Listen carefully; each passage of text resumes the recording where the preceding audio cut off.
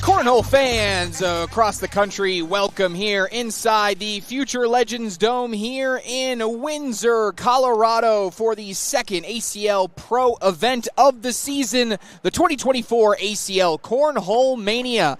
Day 3 of the Cornhole Mania brings us to Doubles Day. You've seen 2 days of back-to-back action of singles, shootout singles on Thursday, national singles on Friday, and now we make our way into national doubles where we see the best doubles teams in the world vying for an ACL title and a trip to New Orleans to compete for that championship. Not New Orleans, Las Vegas. We already went to New Orleans. Yeah, we're going to Vegas. Vegas, Las Vegas. Viva Las Vegas. I am Trey Ryder, joined alongside the wonderful Allison Baldwin. And Allison, it's going to be a great afternoon and into an evening for those watching on the East Coast as we try to make our way through some of these brackets.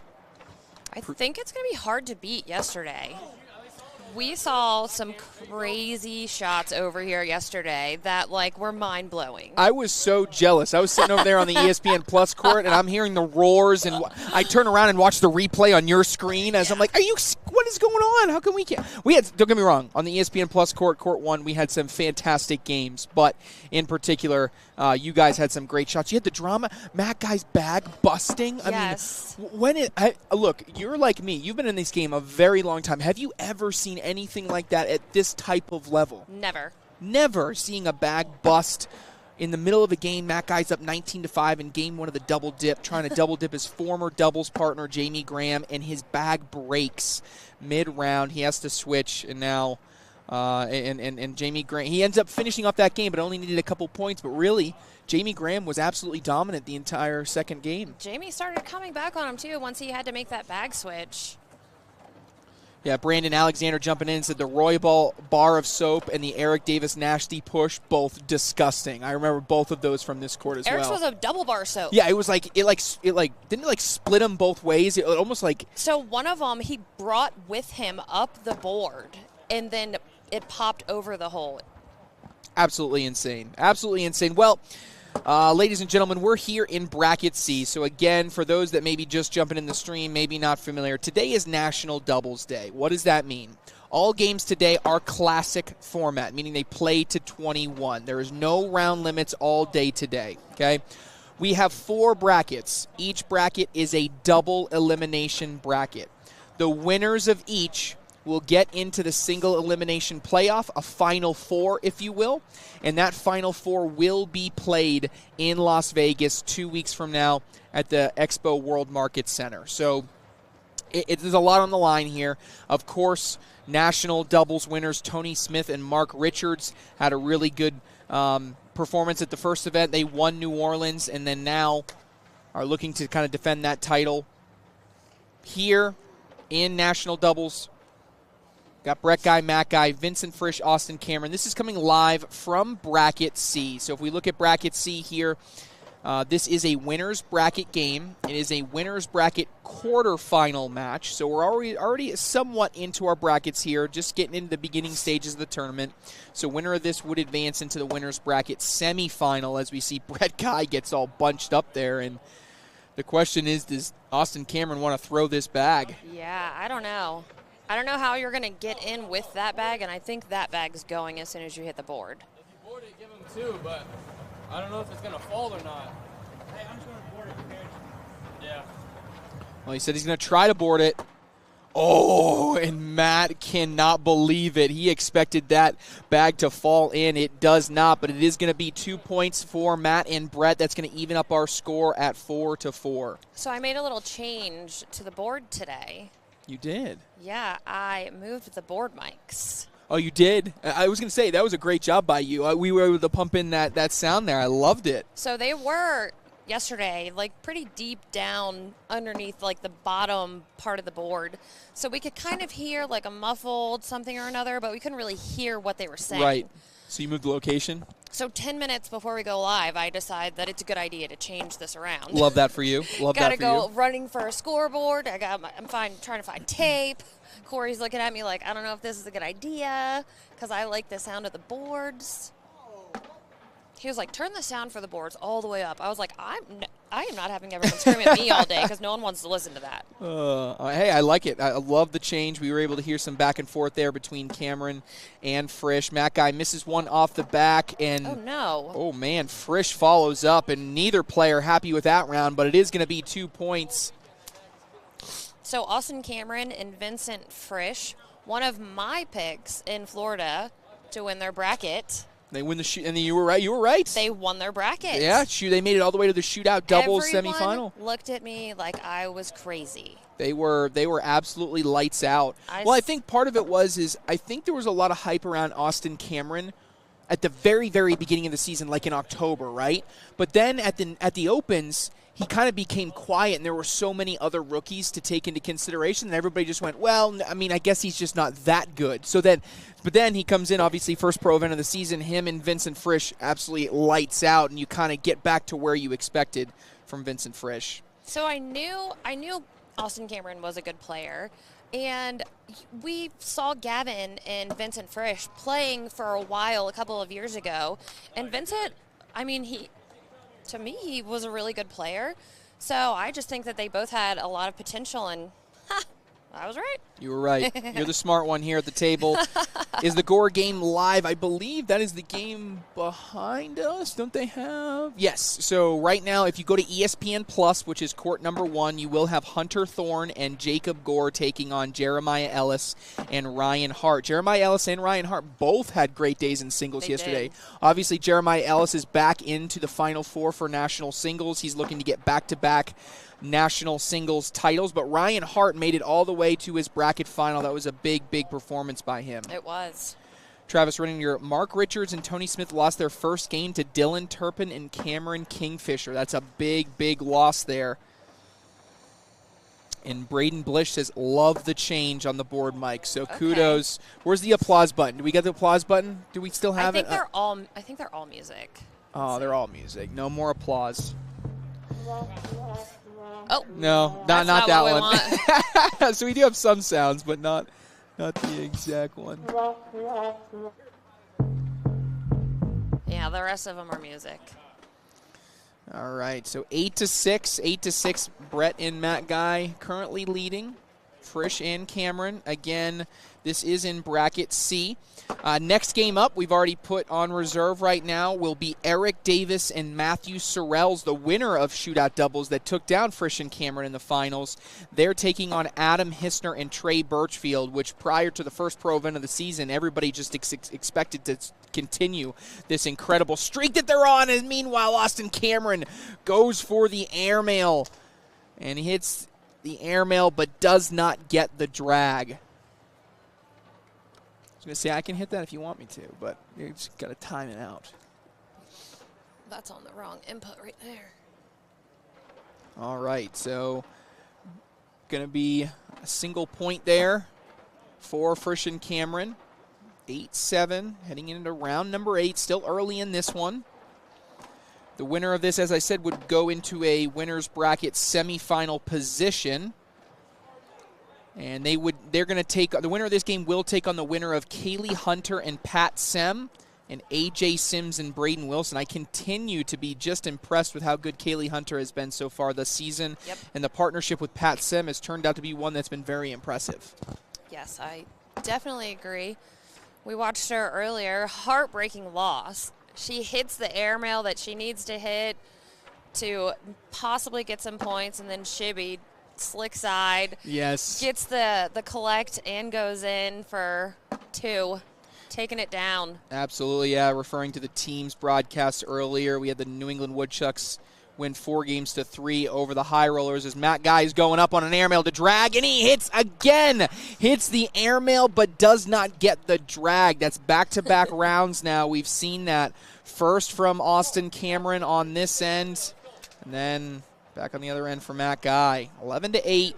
Frisch and Cameron take the lead here.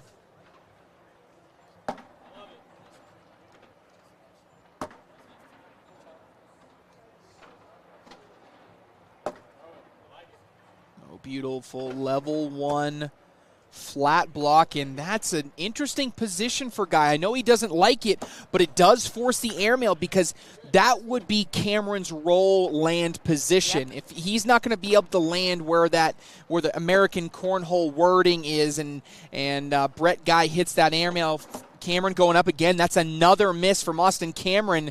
This is a big opportunity for Brett Guy to get 6. He's away, and honestly, he's short, and it's going to be should be 4, I believe. Yeah, he baited him right into those airmails. What? Or did we have one on the short? It was 3. Was it? Okay. No, I miscounted. Whoops. But Brett Guy, big round there, gets some points. It's tied 11-11.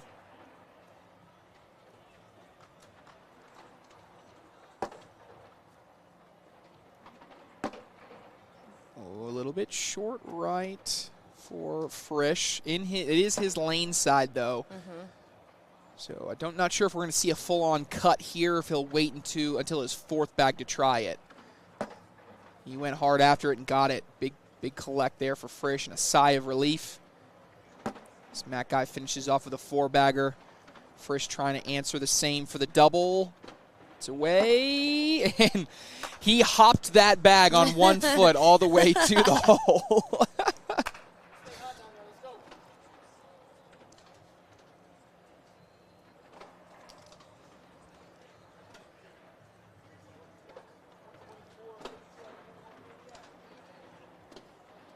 And that's what they fixed. Okay. There we go. So we did get it fixed.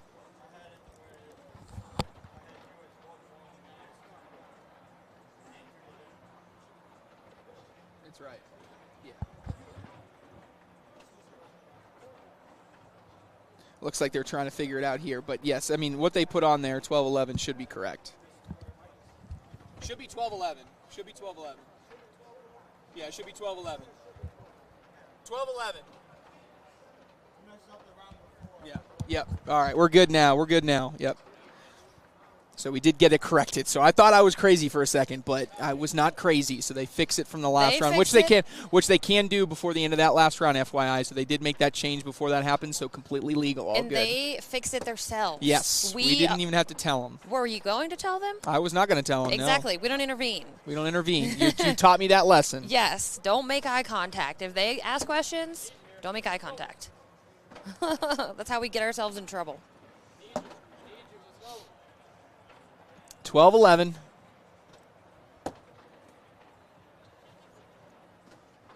Yeah, the chat was heated. Mm-hmm. I like it, chat.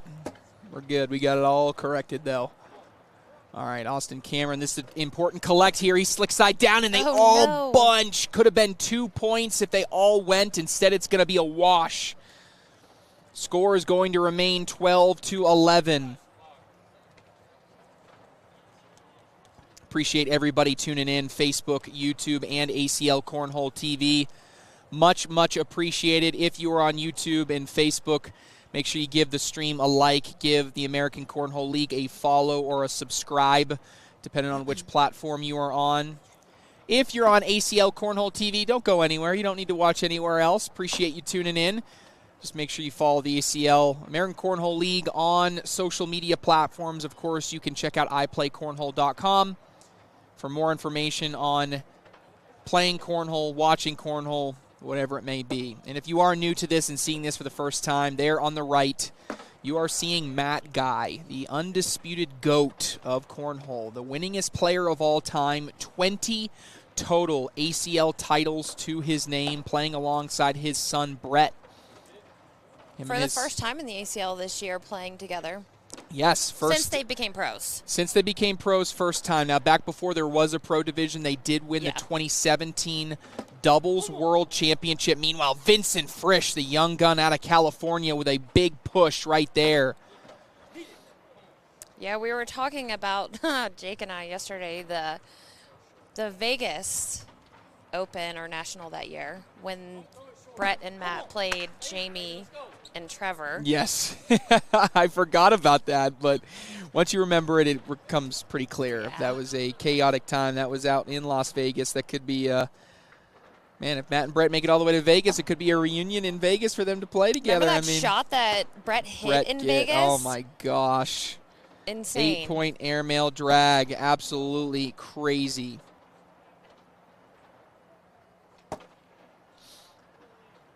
Matt's bag sewn good today. Yeah, that's, hey, you know These what? are Brett's. Oh, man. He had to, Brett was asleep in the car. He had to wake him up, and these are the bags that he brought Matt to play with. Yeah, and I wonder if they would have thrown these in doubles or if they would have thrown Matt's bags. It is interesting. That's a good question. Yeah, remember, and for those of you, again, that didn't necessarily watch national singles yesterday, Matt Guy was 1 game away from making it to the Final Four of national singles.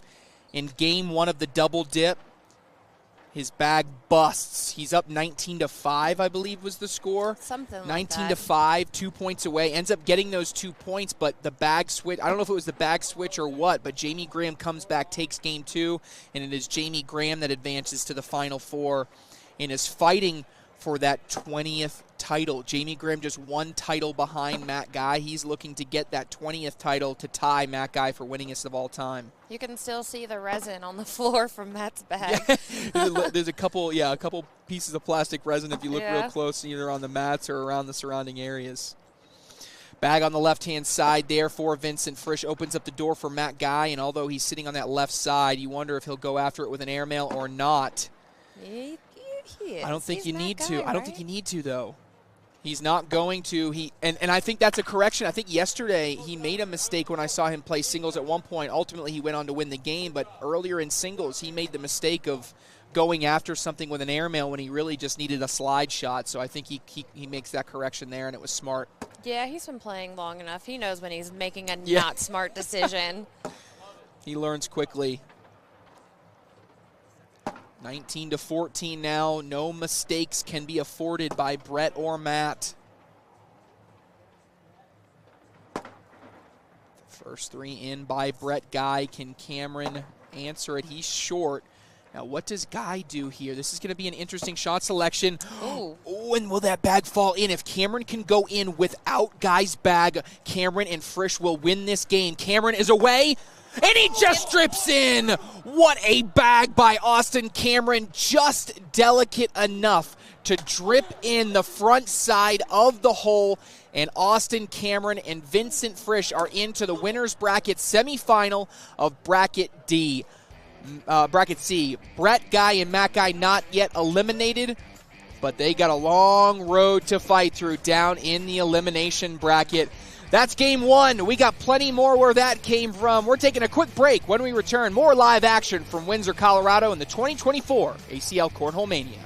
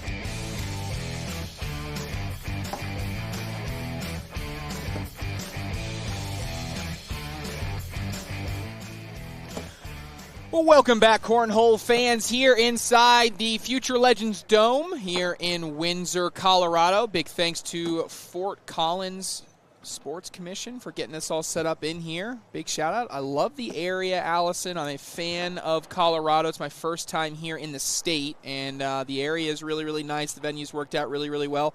And we don't have swinging lights today. The wind has calmed down, so we don't have swinging lights from the ceiling. Thank goodness, because I was really worried about those yesterday. I was like, I really hope that they are secure, because there's one directly above my head. Yes, they were swinging pretty good here, so I think we're all set on that front. We just saw Vincent Frisch and Austin Cameron take down Brett and Matt Guy. They are into the winner's bracket semifinal of Bracket C.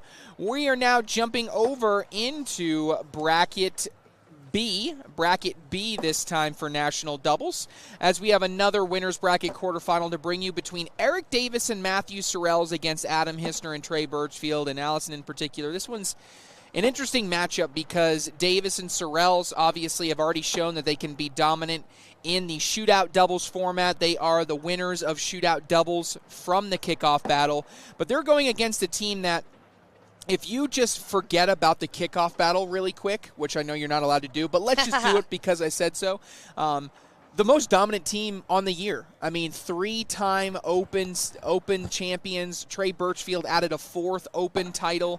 I mean, when you talk about the dominance from Hissner and Birchfield, it has been unmatched. Now, let's uncover the result of the kickoff battle, right? And it was a little bit of an underwhelming performance by Hissner and Birchfield. So now as we go towards the Cornhole Mania, we're going to learn if Hissner and Birchfield were just a team that had a nice little run in the open doubles division, or is this the team that just had an off kickoff battle and is ready to contend for these pro titles?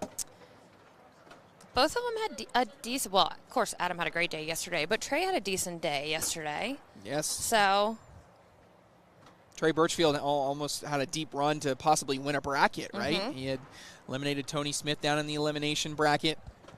Adam Hissner, of course, made the Final Four of national singles, so he's looking to get that national double dip, if you will, trying to get into national doubles and national singles. You know, we haven't seen a sweep like that since we saw Justin Burton Jr. do it at the kickoff battle in 2023, of course, winning that alongside Logan Chamberlain. That was his rookie season, first event as a pro. Came out absolutely guns blazing in that first event of the year. P-Town, VA in the chat. I used to live there for a couple of years. We got some Eric Davis fans in the chat. No surprise there. No, definitely not. One of my absolute favorite players to watch. Oh my gosh, and the shot that he had yesterday, absolutely disgusting. Disgusting. He had another one too. Actually, I talked to him this morning and he was like, you kept replaying the easy shot that I hit. And I was like, he was like, the slide shot where I cut around and grabbed the bag, that was a harder shot. And I was like, Eric, everybody loves bar soap. Yeah. Bar soap will always be taken. And he was like, and I was upset because I should have gotten 5 points out of that and not 4. So Eric Davis, the magician, as they call him, standards are through the roof. Trey can enforce rules right now, even though he's commentating. He is a certified official. No, but I'm not. Well, I'm not doing it right now. Yes. Not right now. If something was to happen where a decision had to be made, I would call Michael over. Then I would tell him my opinion, and then he would make a decision. So I am not a certified official, though, so I do not get involved. I would only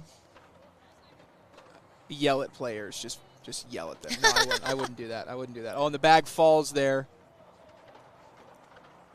Eric's dad and brother are just as legit. That's true. That's true. Yeah, it's a family affair in the Davis family. And Brandon Davis had a really deep run. Ridiculous the other day. Yeah, and he's been really good in singles. I saw him, too. He was like, did you see? Did you see what I did? I was All right, like, we about to see some magic right here. Eric Davis, he's setting up. Is he going to get a double rodeo here? No way, right? Nah. Oh, my gosh. And he's upset with it, but he's still got 2 bags, and honestly, it's better off than hitting the airmail clean. I don't know what he's upset about. And he got a point. Eric needs a haircut. Oh wait, I don't know about that. I kind of like I think it suits him. He wouldn't be Eric Davis without I know. that I kind of hair, right? like it. It's like a new vibe. It's a trademark. Birchfield lays behind, throwing those Titan darts against the Lucky Bags Pro Sniper Elites. Roll bag coming here. Nice little Oh, look at Sorrells. He's like, oh, my goodness. little hop. It's more of a hop or a lift. And there's the roll right there by Trey Birchfield.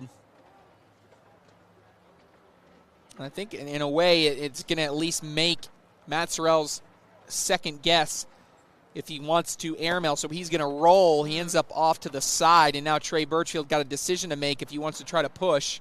He's got slick side down, which tells me he's trying to collect his own bag. Birchfield is away, and he gets one in and sits the other one on the left side of the hole. Beautiful shot there by Birchfield. What was that? Trey's bag? No, that was Sorrells' bag. So now Birchfield, just to annoy us, they're going to throw blue on blue. Yeah. 8-5 is our score. Hissner and Birchfield take the lead. No, the ACL does not disclose how much pros make from their bag sponsors. I don't even know that the ACL has a clue.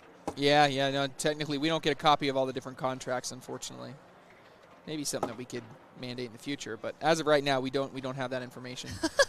Winner of this game advances to take on the winner of Frank Maudlin and Jamie Graham against Steven Bernasette and Philip Lopez. However, Bernasette and Lopez up 17-0 in that game. So it looks like, as of right now, Bernasette and Lopez likely to take on the winner of this game here in Bracket B.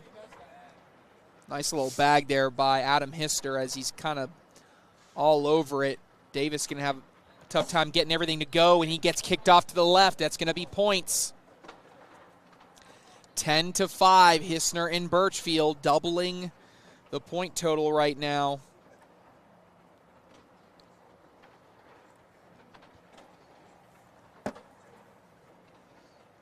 How about this little Cinderella run by a pair of elite players?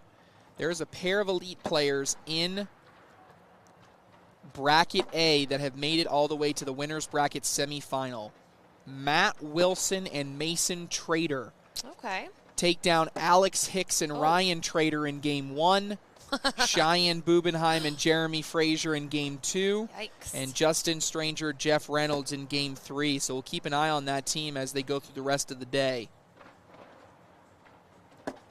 Matt collecting that bag.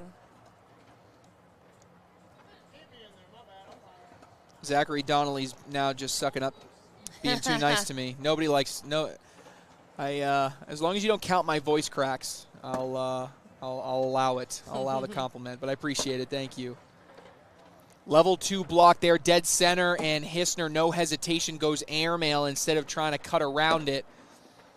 And a roll shot there by Eric Davis. Eric looking at Trey for some help. And it looks like a block from here. You can get that. Davis says, I don't think I can throw it that far. Matt Sorrell says, yes, you can. Throw it. Roll it all the way up the board, Here please. comes a roll bag, and Matt loves it. Eric hates it. yeah. No, we're still getting far. Look. Stick inside. Should have made the airmail. Should have made the airmail. Especially if you step out a little bit, you come in right here, you at least get one in your hand and that one. All right, you heard him. So they're going to try to land right on top of it. This is going to be a rodeo attempt here by Eric Davis. Eric Davis hates it. Matt Sorrells loves it. So we'll see who's right. Someone's saying, I told you so. Davis tacky side down on that Pro Sniper Elite. Davis is away, and he knocks one in and goes off the back. Is that going to be a wash? Yeah, wash. And after some words back and forth, we're all reset on that wash, and we're into round number 9. I think in that situation, Eric has to do Eric. Yes. Don't listen to Matt. You knew that you weren't going to get into the hole. Yeah. Don't do it. Yes, I agree, and that's part of learning. I mean, you know, we see the early success from Sorrells and Davis, and we just assume, yeah, all is well in the world. But you also have to take in mind, this is the first season that these guys have played together. There's still an element of learning the skills and the preferences of what your partner wants, and that's just the little things, right? The little things that go from making you a good team to a great team, and things that they'll just find over time and learn.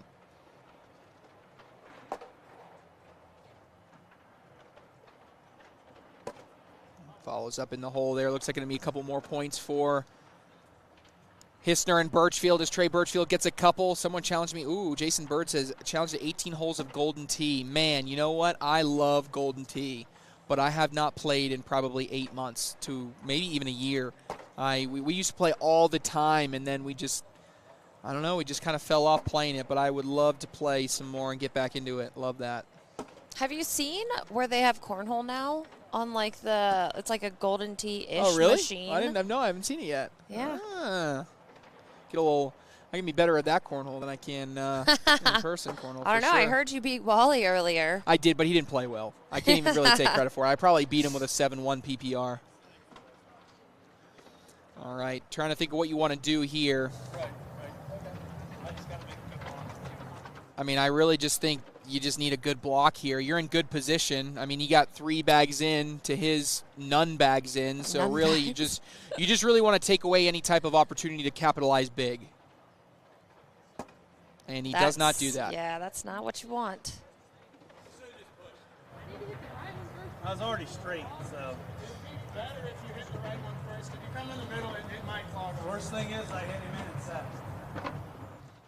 Davis going to attack the right side first. He's away, slick side, and gets them all. Big shot by Eric Davis. Feel like I say that just about every time we see this guy play, but the magician hits what to him is probably not so magical, but to many would be a very difficult shot. Eric Davis continues to stay hot. Nice level 1 diamond block there, V block, and Sorrells goes through these. Do you know how old Eric is? I believe Eric is 20. Actually, he just messaged me all of his broadcast bio information, so let me pull that up and tell you in real time.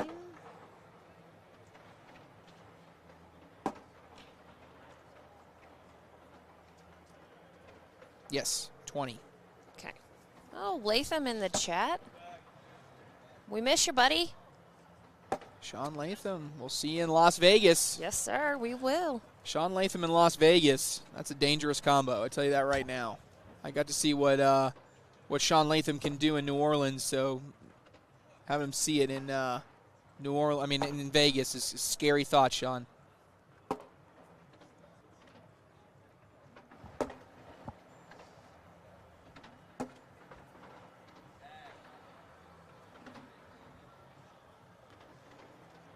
All right.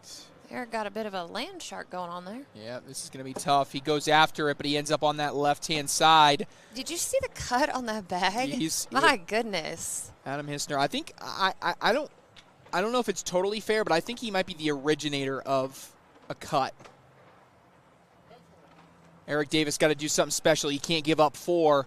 Davis is away, and he knocks it in and goes off. That is going to do it. Trey Birchfield and Adam Hissner are advancing into the winner's bracket semifinal, and not sure if we get it. There it is. I was waiting for it. Right on camera. Right on camera. Well, more national doubles action to bring you here from Colorado. Up next, more live coverage. We'll be back.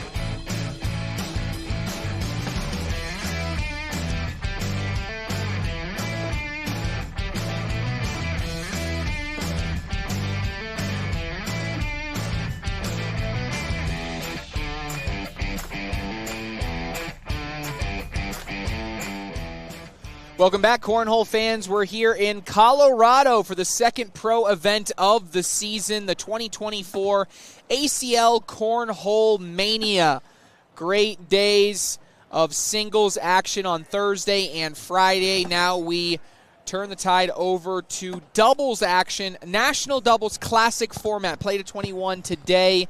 Tomorrow will be the shootout doubles, and that will wrap up our second pro event of the season. Of course, getting all the way down to our final fours of each event to play in Las Vegas 2 weeks from now, the Expo World Market Center. Trey Ryder joined alongside Allison Baldwin, bringing you all of this action this afternoon and into the evening. And next up, I think we got maybe one team that everybody expects to see on this court, and then maybe one that some would expect not to, some would expect would.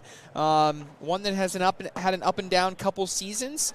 Kyle Malone and Devin Harbaugh up against Kevin Smith Jr. and Nate Voyer. Certainly Harbaugh and Malone, a top 10 team, one that have just about as high a level of expectation as you could possibly have for a doubles team. And so we'll see if they can continue their run there as we look and see where we are. We are in Bracket C. Bracket C, right side of the bracket. So again, if you have not downloaded the ACL Fan Zone app, you got to make sure that you do that. ACL Fan Zone, and right on the main page, once you launch the app, it'll say follow the Cornhole Mania brackets. You click on there. We are making our way through national doubles, and right now specifically, this game is national doubles. Bracket C. And Kevin Smith Jr., Nate Voyer, 3 wins so far. They beat Ernest Cisneros and Ricky Gonzalez in Game 1, Doug Zaft and Ty Lopez in Game 2, Derek Holland and Alex Rawls. That was the big win in Game 3. Harbaugh and Malone, they take down Bernie Portalesi and Robert Spare. Actually, I think that's a forfeit. They won that by forfeit. They beat Jimmy Humans and Brady Foster 23-8. And then Justin Rule, Travis Purser, 23-7 to get here. All right, I see some extra reset here time. Looks like we are away, and these next bags should be live in this matchup between these two doubles teams.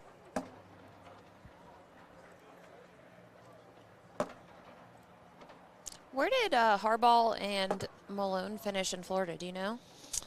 It depends on the event. I know in either national shootout they lost in the bracket final. I know I know how they had a solid finish. I know they were not by any means they didn't have a bad finish, but you know, for these guys to an extent it's broadcast or bust, right? Oh yeah, I mean for sure. these guys expect to be there right at the end no matter who they're playing. So maybe by their standards a little bit of a disappointment. I wouldn't slate it as a disappointment, but you know, looking to have a really big success here. Meanwhile, Voyer's in a good position to score with a bag off the side. That's going to be 3 points to start the scoring in this one. Smith and Voyer out to an early lead.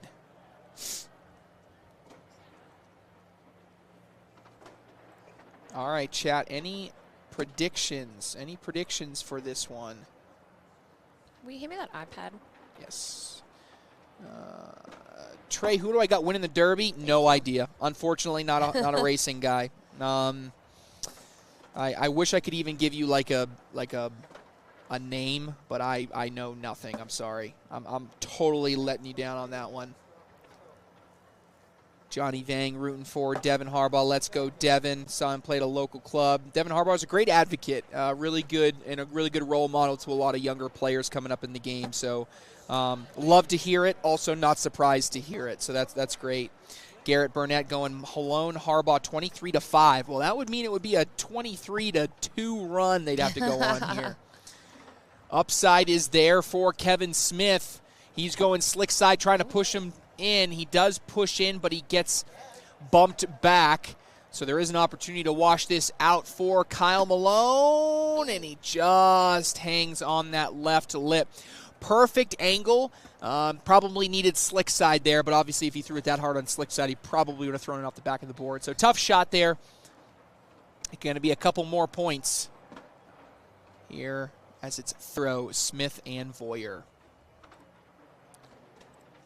Looks like Dylan Turpin and Cameron Kingfisher did finish off Trevor Brooks and Berkeley pair. So we have submitted our next game to be Jeremiah Ellis and Ryan Hart up against Dylan Turpin and Cameron Kingfisher in bracket A. So assuming the directors give us the thumbs up there, that will be our next game here on court number 2.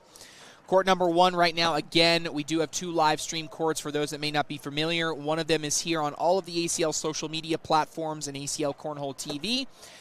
Court number 1 is exclusive to ESPN Plus, so make sure you download your ESPN app, get your ESPN Plus subscription loaded up, and that ESPN Plus subscription will get you access to watching court number 1. Right now, Ryan Smith and Ryan Wiedenfeld are playing Trey Hunt and Bobby Hunt on court 1 on ESPN Plus. They're up 13-3.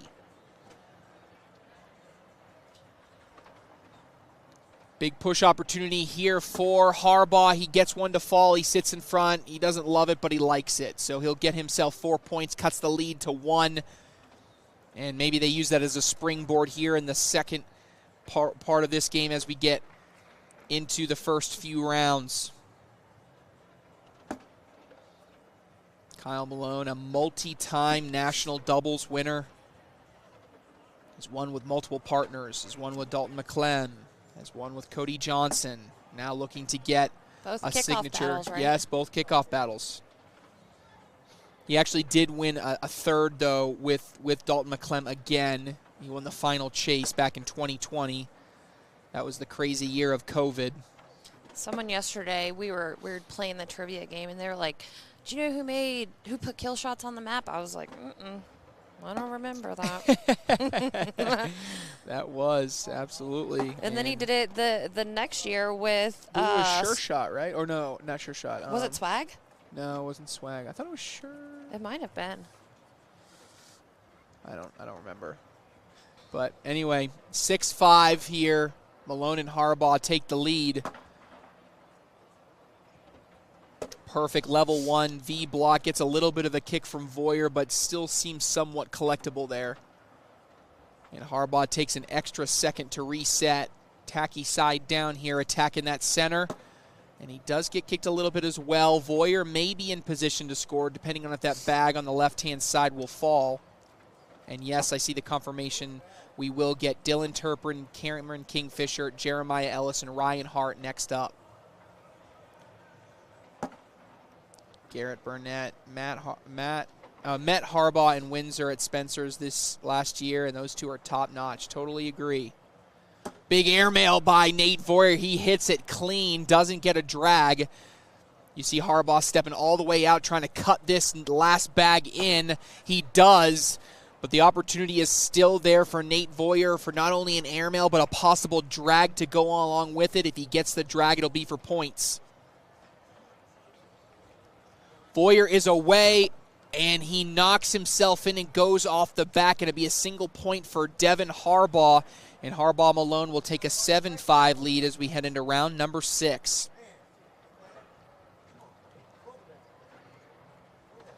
Trey, give your odds. Devin and Malone win by 6. 6 or more. I think I would say that the odds would say they'd win more by 6. So if you're saying the line is 6, I would probably say that'd be a heavy minus 200 or so on that, maybe 250.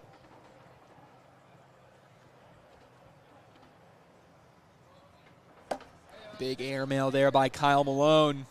This is court 2. Yes, court 2. And then if you see on your bracket, you see 2-2-2-2. That means that's the game is going to be on deck here for court 2. And if you see 2-2-2-3, that's the game after the 2-2-2 game. We just start lining them up. Yeah. We just start lining them up. Big airmail there by Kevin Smith Jr. A little bit of a shake of the head. Both players didn't like, in the end, how that round turned out. But for Voyer and Smith, they will take the lead on the back of that last airmail by Kevin Smith Jr. It's 8-7. Yeah, we have to, or else they play the games. Yeah, they just run them out. Yeah, we're like, no, we want to see that. We want to see them all. Yeah, me and Jake had a lot of fun over here yesterday during singles. Yeah, I was a lot jealous. of chat action going on. They were very active with us yesterday. Nice. Love to see that. Yeah, here. I was on the ESPN Plus court, so it is good because you got some extra bells and whistles over there with both Chase and Corey producing, but you miss the chat. The Yeah. chat, it is fun having the chat to interact with you guys here. You guys make it. It's also a different experience, a little bit more casual over Yes. here. Like it's very, here on court 2, it feels like we can. Yeah, I haven't called a single bag in this round yet, right? Yeah. So it just feels like we can have a little bit more conversations. Yeah, I prefer 2. Yeah. Where like it's more fun, and I love the chat. Some people are can be a 2 commentator. Some people are just 1 commentators. I like the 2s. Anthony Ione likes the court 1. He's a court 1 Yeah, guy. yeah, he's a court 1 He's guy a court for 1 sure. guy, for sure. Yeah, when you leave, we'll put him over there, and I'll pull Jake or Wally over here with me. See if we can hear what they're saying. Not at all. Because, of course, they're going to stand right in the middle where your board mics are. You have to take your time out at the board. Yes, please go over there and stand next to the microphone so we can hear what you're saying. I think Harbaugh really just wanted a reset here. Yeah.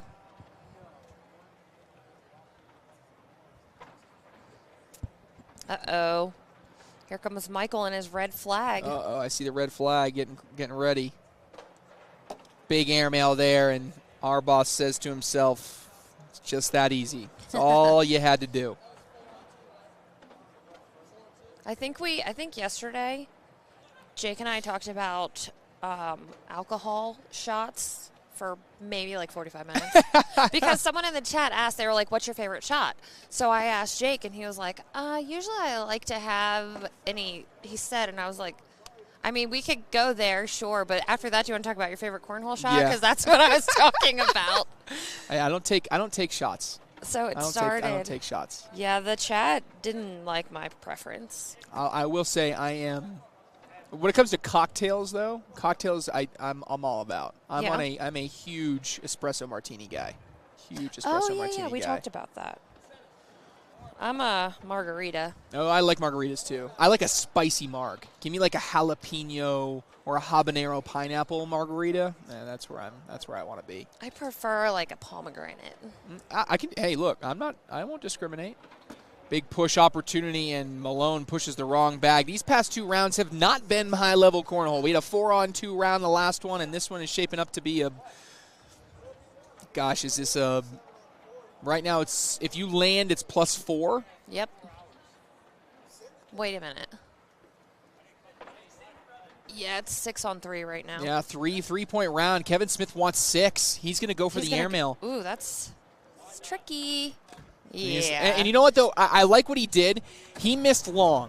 In that situation, the only thing that you can't do is miss short. If you miss short, you're knocking in an opponent, you're going off the back, and you're talking about completely giving up any opportunity to really make a big round. In that case, he went long. That's fine. He still gets 3 points, and Smith and Voyer are up 11-9. Yeah. He almost took out the tablet and my board mic, though, so maybe not so long next time. Yes.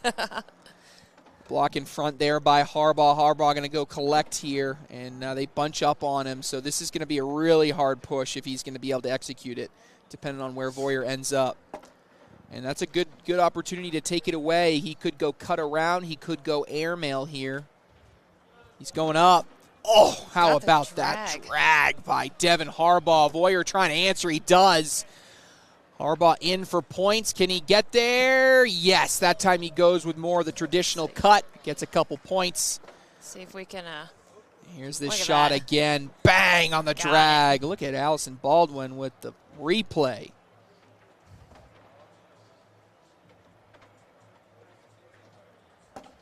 There's Kyle Malone, first bag in there. We're tied up 11-11 here in Bracket C. The winner of this game does go to the King Seat matchup. Winner goes to the King Seat matchup. The other game in this same bracket is about to go live right now on ESPN+. So that is between Vincent Frisch, Austin Cameron, AJ Sims, and Braden Wilson. So the winner of that game plays the winner of this game here in Bracket C. Chase is in heaven over there with the Texas boys on his... Oh my gosh, don't get him started, please. Split bags left and right, leaves the door open for Malone to get some big points. He takes advantage, and some damage control in the last bag there by Kevin Smith. But right now it's a 15-11 lead for Malone and Harbaugh.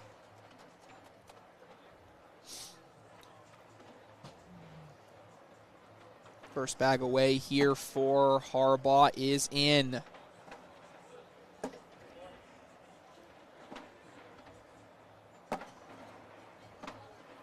Back and forth. A little bit of a volley here. And that's right. He knew it. I heard a sigh from Voyer as soon as he let it go. Harbaugh finishes up and in. Going to be at least 2 points, and 2 points is what it's going to be. 17-11. This game was really, really close, and all of a sudden feels like Malone and Harbaugh started clicking a little bit. As we look at the tracking of the rounds, this one, yeah, back and forth. We had 3 lead changes, and all of a sudden, after it being 11-9, Voyer and Smith leading, they haven't scored since. It's 17-11. Someone says Tony and Mark are about to be out. Oh, that should be bracket A, right? Not sure. I didn't write down my list today. Wow, no kidding. Alan Rawls and Chris Kingsbury are currently leading 17-4 over Tony Smith and Mark Richards. Wow. 17-8. So not dead yet. Not a slouch of a team that they're playing either, so. Right now, Kevin Smith Jr. going to lay up here. And did he leave enough of a little bit of a slot to push through? See what happens here. A little bit of a step out, but he has got tacky side down. Does that tell me maybe a rodeo or an airmail? No, a roll. Oh, wow, what a roll by Kyle Malone. I didn't think he could get a roll that far up the board. Great shot there. And right now, you cannot give up 4 points. You have got to hit an airmail, and it's got to drag something. Smith is away, and he hits it, but he hits it clean. Needed the drag, and although it was close, this was an 11-11 game. Kyle Malone and Devin Harbaugh turned it on in the second half. Look at that. There's that roll right again by Kyle Malone, and they advance here in bracket C. Malone and Harbaugh into the King Seat matchup. Well, we got more live action from National Doubles. Next up, we have Cameron Kingfisher and Dylan Turpin up against Jeremiah Ellis and Ryan Hart, live on Court 2 right after this.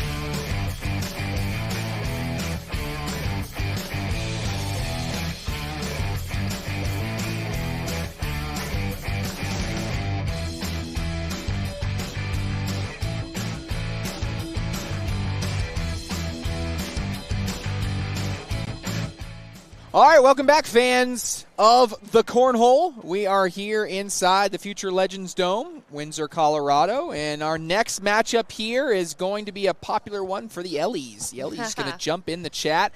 We have another winner's bracket semifinal to bring you. This time we're over into bracket A, as Dylan Turpin and Cameron Kingfisher start off their day by taking down Tony Smith and Mark Richards, the #1 team in the world, and they just keep rolling from there. They're now into the winner's bracket semifinal, trying to get into the King seat matchup.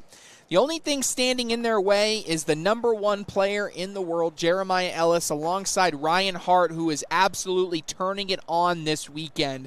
And in particular, I made the joke to Jeremiah Ellis before we got this game started. I said, how long are you going to let Ryan Hart carry you in this tournament? And he just gave me a little bit of an ask. You want to hear something absolutely disgusting? I do. The two leading PPR players for this bracket are in this game. I was getting, as soon as you were done, I was going to jump in. Dylan Turpin in his last game threw an 11-5 over 12 rounds. The two for the entire tournament. This is the tournament-wide PPR. Ryan Hart is throwing a 10.8 with a 1.4 DPR. Ooh, that's good. Dylan Turpin, across the tournament thus far, is throwing an 11.36 with a 1.0 DPR. That, ladies and gentlemen, is disgusting. It is.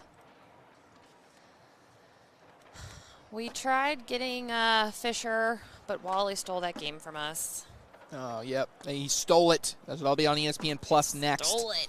Do we do anything to the TV boards to slow them down? They always seem 10 times faster. That's because they're newer, because they have the sponsor branding on it. We reuse these same boards for a while now here on the live stream and on the play out there. But I will say we are doing some things behind the scenes to experiment with a couple different things on the broadcast boards, because what we found is that the boards, once they're just like bags, once they break in, they're pretty moderate speed, but you have to get that initial break-in period through. So we're doing some fancy stuff behind the scenes to see if we can get the broadcast boards, when they're brand new, a little bit broken in, ready for TV. You need a machine that just shoots out cornhole bags at it for hours at a time. Well, we come up with an idea that's not quite that, but it's close to it. So we'll see if it works before we talk about what we do.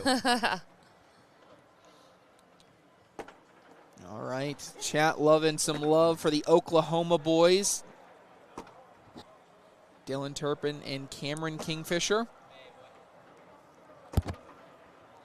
Meanwhile, 4-1, they're up early. Again, this is to get to the King seat match. This is to get to the King seat match here at Bracket A.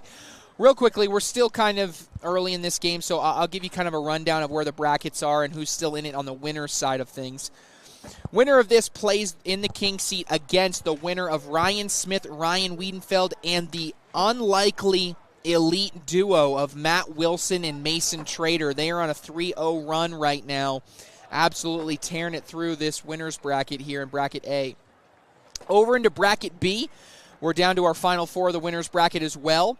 Steven Bernasette and Philip Lopez are up 10-2 over Adam Hissner and Trey Birchfield. The winner of that plays the winner of Mike Ferreira, Damon Dennis, Chad Hunt, and Tommy Sliker. Right now, Mike Ferreira and Damon Dennis up 19-8.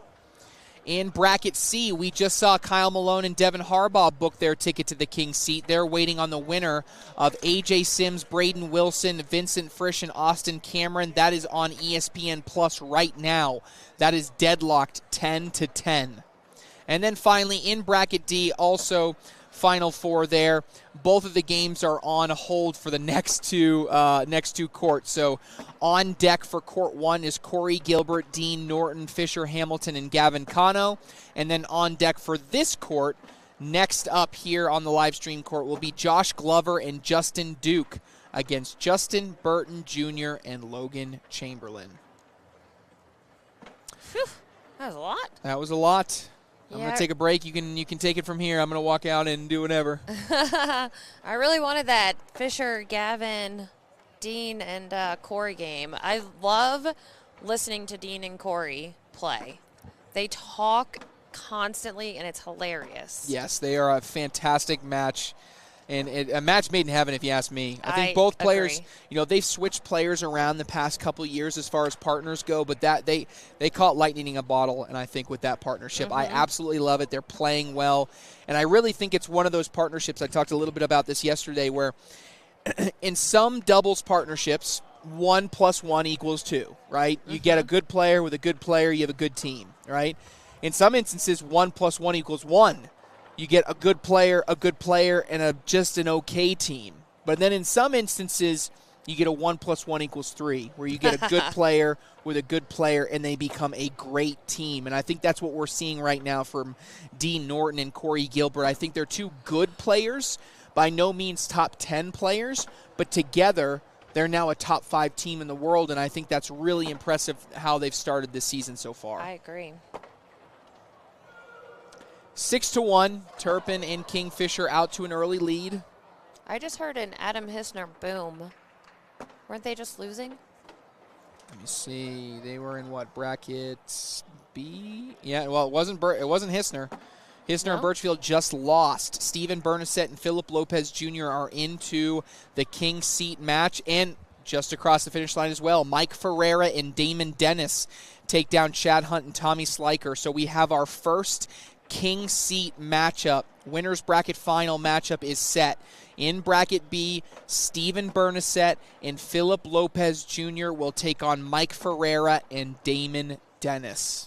Oh, goodness. That might take forever. I was going to say, I don't know if either court is going to that's going to be the last one assigned, because Philip Lopez Jr. and Damon Dennis thrown against one another. That might be they're going to have to take that on court 1 where there's an official.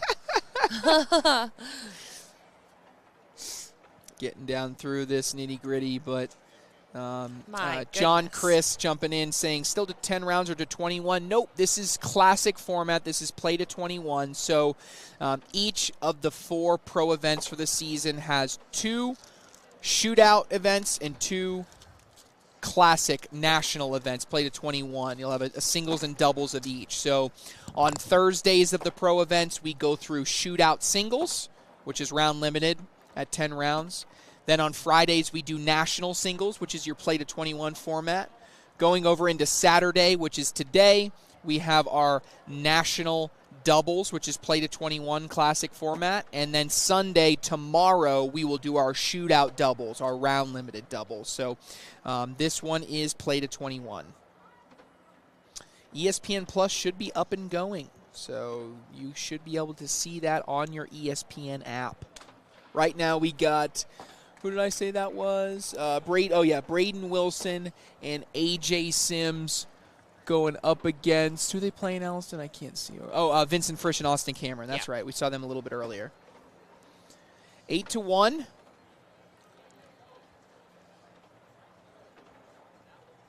Turpin lays behind here. Going to be interesting to see what he does if Hart tries to rodeo this. No, he's going roll, but he's off the back, and Turpin's going to take a timeout. Right now on a weird 3-2. Let's hear what they say.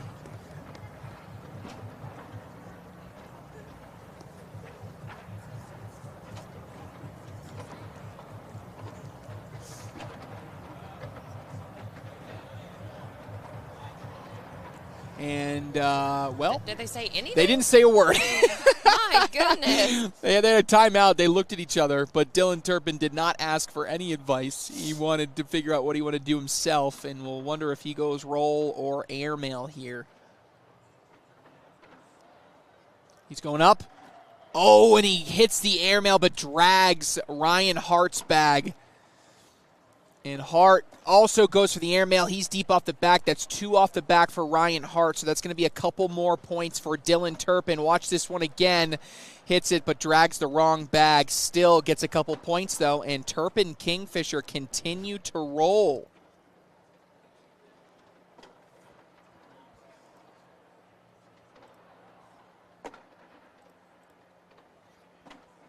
Yes, Braden Wilson and A.J. Sims up 19-12 right now over Vincent Frisch and Austin Cameron.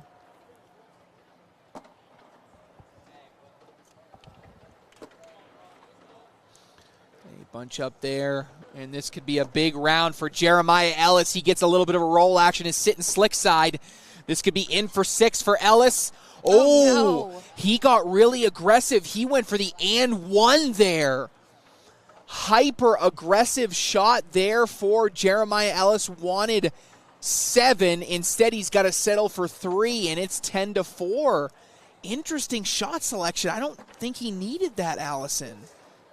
Yeah, I think you're down. You don't need that 1 point to be off of the board. Right, you go in, you're getting 6. It could have been 10-7. Like That's maybe big. if it's 19-2 or something like that, you go for that. I just felt like that was so early, and Ryan Hart bounces back here. But not only that, your partner is having to throw against Dylan Turpin, who is averaging an 11 for the day so Right. far.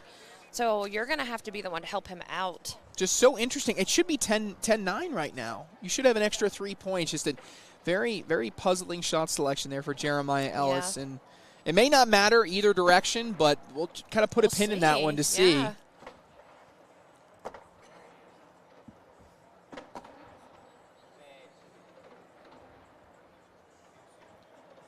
That is a picture-perfect block. Means roll time, and doesn't get all the way up and over, but does take hole control, and then Ellis cleans it all up. I was just about to say I love the position from Kingfisher, but prototypical Jeremiah Ellis, he doesn't give me enough time to, right? to give any analysis on shots in He's between firing.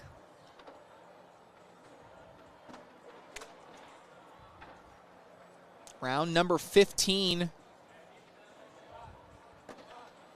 Quick PPR check. Jeremiah Ellis in this one throwing an 11.0 PPR. Ryan Hart throwing an 8.57, so he's significantly lower than his average on the day. So is Dylan Turpin at a 9.29. Cameron Kingfisher with a 10.86. So Kingfisher and Ellis certainly putting more bags in the hole as far as the ends go.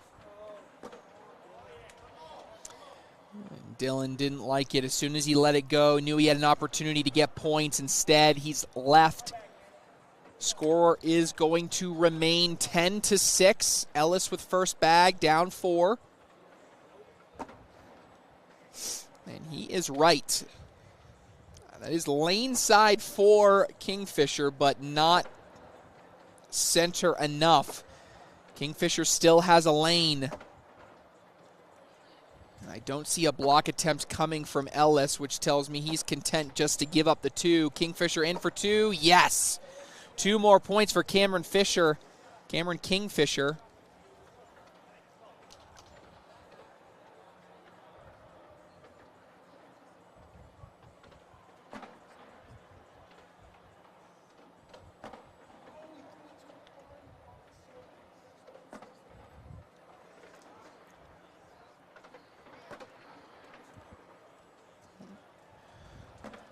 Back and forth here. Bag on the back left side there by Ryan Hart. Another opportunity for Dylan Turpin. He takes advantage this time. And it's just going to be 2 more, but We missed that whole round. Sorry, chat. we were picking our next game. Sorry, we were going back and forth. Sorry. Board, camera. Sorry, You know sorry, what we sorry. do? We do it on purpose, guys, so that you'll add engagement to the live stream, right? That's what we're going with, right, Allison? So we tell you to. We do that so that you'll just comment a bunch. If you guys just kept commenting nonstop, then we wouldn't actually have to do that. So we did that on purpose. Bunched up there, great position by Kingfisher. Causes a layup there by Ellis. Can we get a roll drag here by Kingfisher? He's way off the left-hand side. But it's not an easy shot here for Ellis. Ooh! Ooh! Ellis almost sneaks in there, and what looked like a potential big round for Cameron Kingfisher actually turns out to be a single point in a 14-7 game here for Ellis and Hart.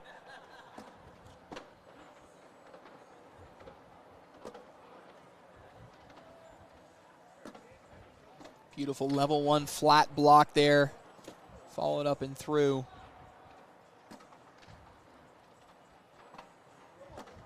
Yeah, these guys aren't wasting any time. This is the opposite of Philip Lopez, Steven Bernasette. against Damon Dennis and Mike Ferreira as far as speed goes. Yeah. These guys don't waste any time. Okay, so here's the funny part of that. They're the first ones ready for the Kings Seat Right, game. which is so absolutely insane. You know what? You know what I love? I love Damon Dennis and Philip Lopez in the winner's bracket. That is music to my ears, right? Because how many times do we see a bracket fall behind from their games because they lose early and they play game after game after game? So that actually is. I just much rather get them. I hope that Damon and Philip are on the same end. Yes. It's kind of funny watching them play. Bag back left there by Jeremiah Ellis. Will he go after it? He chooses not to, so Kingfisher stays hot on this end, 16-7. Want to do a PPR check over there? Yeah, let's do that. Jeremiah Ellis at a 10-3, Ryan Hart at a 9-2, Dylan Turpin at a 9-9, and Cameron Kingfisher at a 10-5. So Cameron Kingfisher, the new PPR leader on the court. I guess Ryan said it's your turn, Jeremiah. Yes, Hopping on your back. Yeah, this you game. got to do something on your end. I've been doing all the heavy lifting. Decision time. Turpin going for a roll, and beautiful. Hits the roll and sits in front. That bag falls. Yeah, I kind of like laying up here.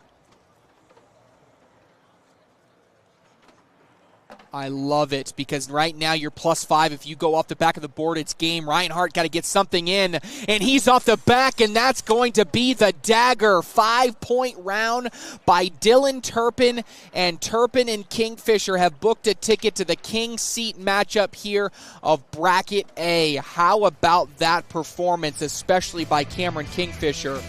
Lights out. All right, next up here on court number 2, we are going to have ourselves a battle between Josh Glover, Justin Duke, Justin Burton Jr., and Logan Chamberlain coming up next.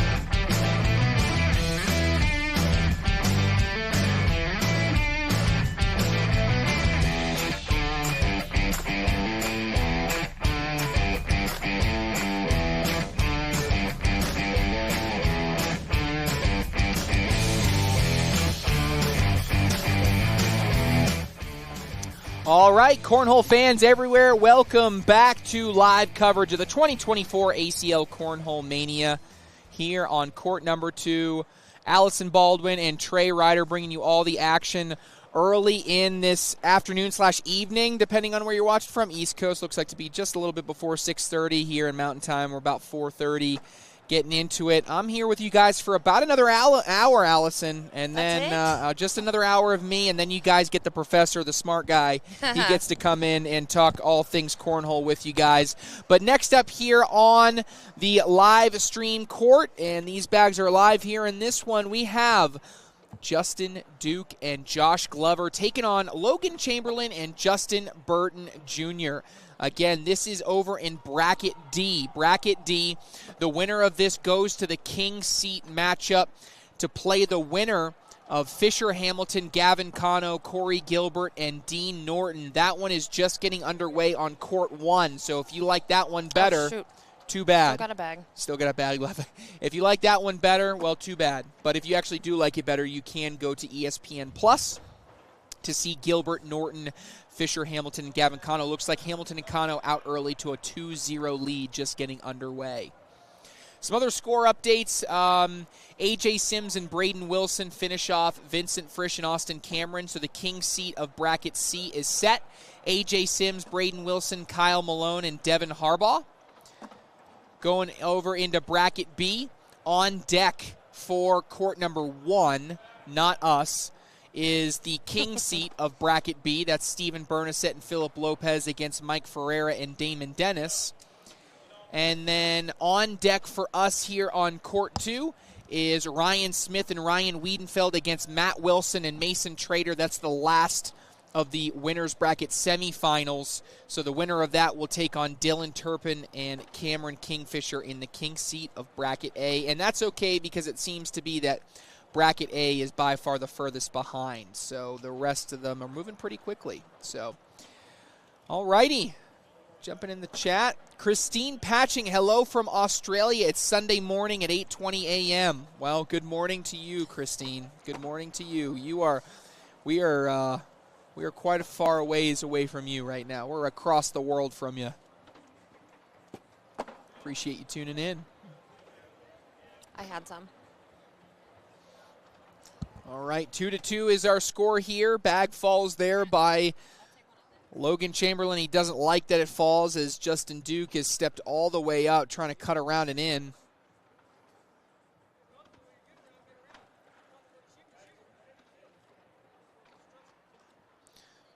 All right, Josh Glover essentially says do whatever, and they take a timeout. They're going to talk a little bit more about it.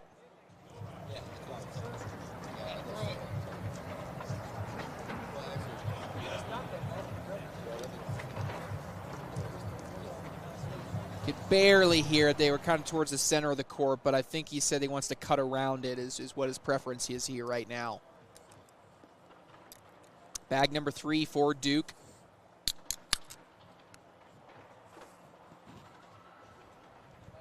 Duke cutting around. Comes up a little bit short, so now what does Chamberlain do? Chamberlain's going airmail. He hits it clean. Doesn't take anything. Duke deciding what he wants to do here. Looks like he's got slick side down. He's going hard push, and he goes off the back. That's going to be 3 points the way of Logan Chamberlain alongside Burton Jr. Here comes that replay of Logan. Watch this again. Clean. Bam. Someone says Logan is so dramatic after every shot. He's not dramatic. He's very emotional. Animated. Yes. But I love it. I love too. it. Yeah. I mean, he plays with passion. Never gonna hate on passion for sure. 5-2 early in this one. Burton Jr. against Chamberlain against Glover and Duke. Asking what he wants to do. Goes with actually block. Interesting selection there. Lays behind. I like it. Going up. Oh, no. I don't know if you could hit that any better without it going in. I mean, I think it hit the right side of the hole and the back side of the hole. Ends up sitting there. First bag by Logan Chamberlain. That is a level 2 block. It is lane side for Duke, though. Duke immediately goes to airmail and hits it, no hesitation.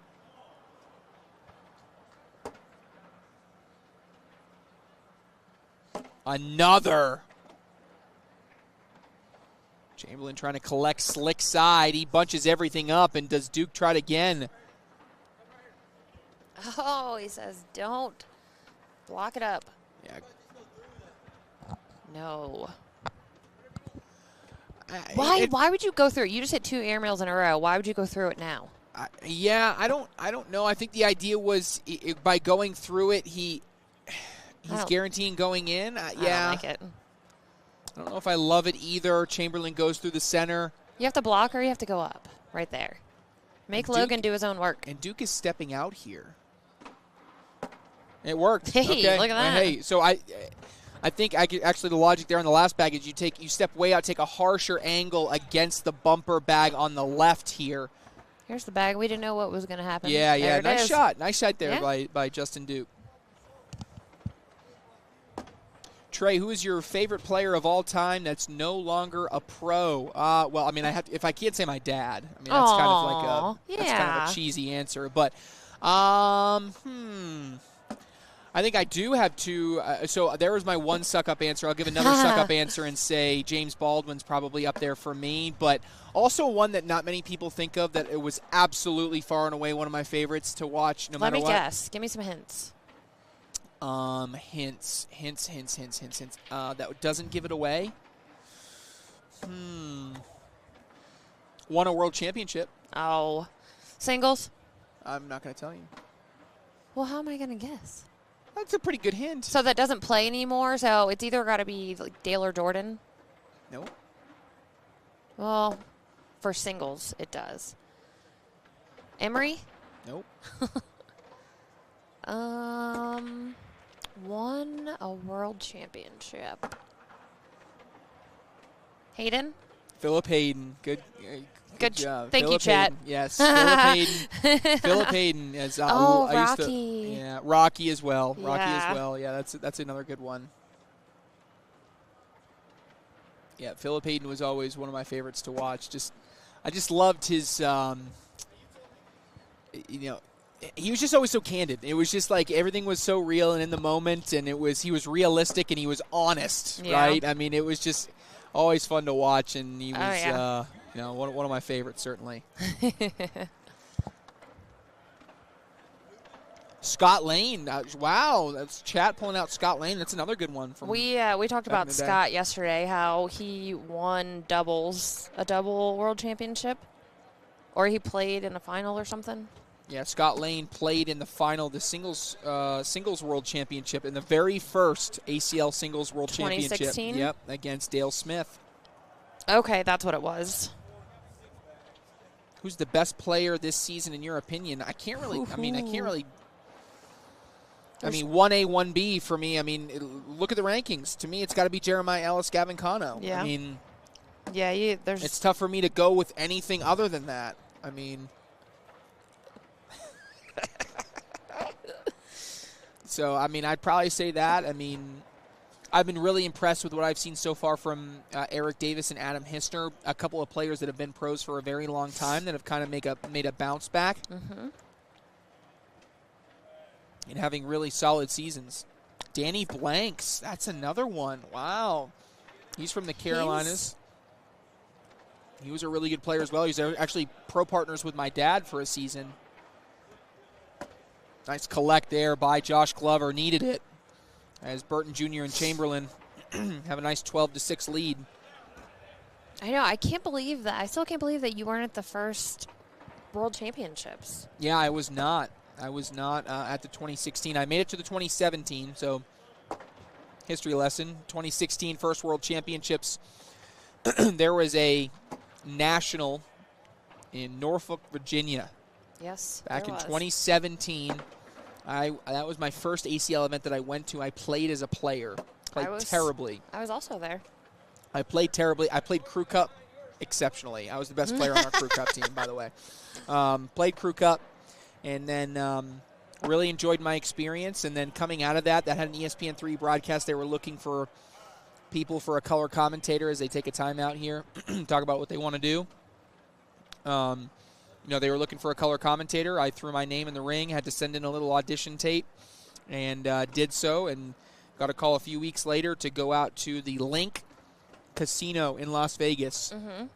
April of 2017, that's when I made my broadcast debut on ESPN3 alongside Ryan Alessio. They asked last night who used to, in 2016, who was the announcer, and I said either Meacham or Ryan Alessio. Ryan Alessio and Chris Meacham were the two guys, the original guys that did the commentary, and so I was with, and that's a big mistake there by Justin Duke, because if you just lay up or if you give the bag away, you're going to get points instead. It's 12-9. But, yeah, so anyway, I just that's how I kind of got started. My first event was in Las Vegas working, and then kind of just grew it from there. Someone said Danny Blanks. That made me think of it. He won singles at my very first event that I called. He was the singles champion there out in Las Vegas. So I got to see Danny Blanks win, and then I saw Cody Henderson and Adam Hissner. They won the first ever event that I went to in person. Big airmail drag there. So I don't remember what year Florida was when it was outside. Were you around then? Oh, yeah. The chaos of Florida 2018. I'll never forget that one. That was 2018 because I was pregnant with Luke. Yes, 2018. Big push opportunity coming here from Justin Burton Jr. I think he's going to try to split him. He's got slick side down, hard up the center. And oh, no. It's kind of like, does that count as a bar of soap? He kind of pushed it, but it really wasn't directly over the hole? Kind of. He could have bar soaped himself right there with as fast as he threw that bag. Well, I kind of thought Justin Burton Jr. and Logan Chamberlain were going to start running away with this, but they're right back in it, are Duke and Glover. But, yeah, Jake yesterday, he was killing it with the trivia. Was he? Yeah. I got plenty of trivia. You know me. I'd love to hear Jake taking after me on the trivia side. Well, I love trivia, too. So most of the trivia that I asked him, I had already asked him. So he learned his lesson and took notes. Logan Chamberlain, he pinned his bag, and he is furious because he had an opportunity to get 2 to go there, was maybe looking at the 4-point round, but a 2-point round at worst. And now, does he try to go with a drag to try to get this or just trying to go in? It looks like he's just trying to go in, and he does. Going to be a wash, 8-8 wash.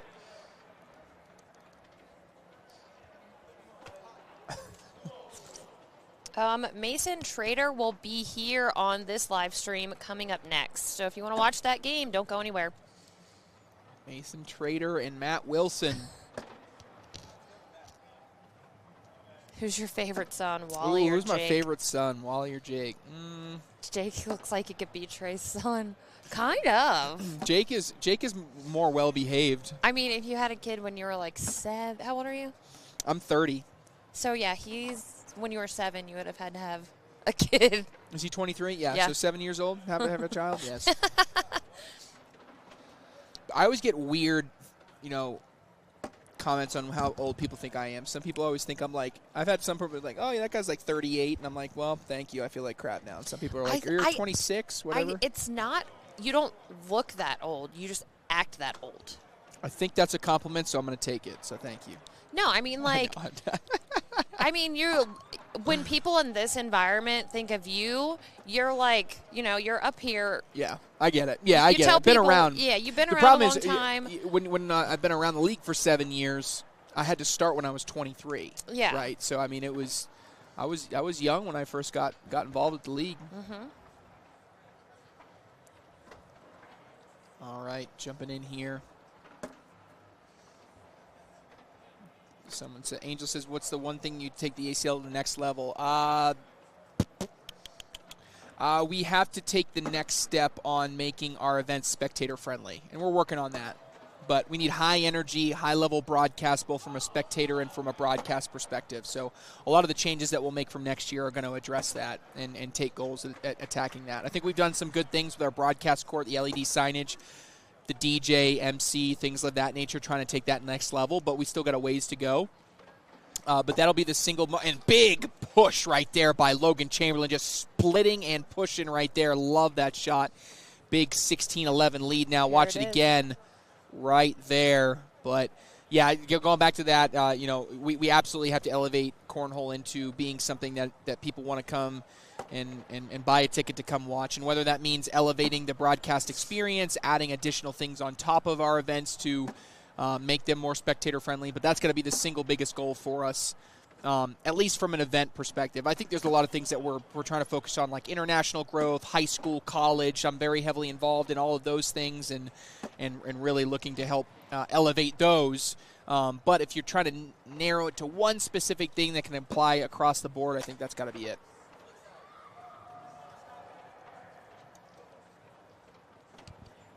Up next, we have Ryan Squared taking on Matt Wilson and Mason Trader. A couple of elite players coming out of that elite bracket and into the pro bracket and making a run.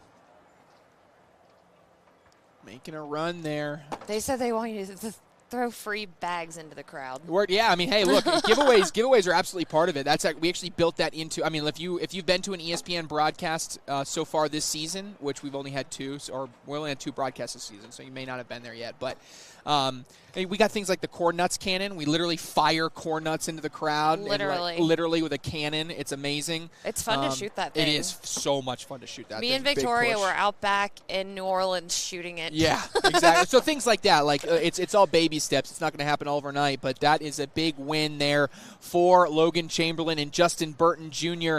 It was close in the middle part of the game, but in the end, we get Burton Jr. and Chamberlain pulling away there at the end. They are into the king seat matchup here of Bracket D. When we come back, Mason Trader, Matt Wilson up against Ryan Smith and Ryan Wiedenfeld when we get back.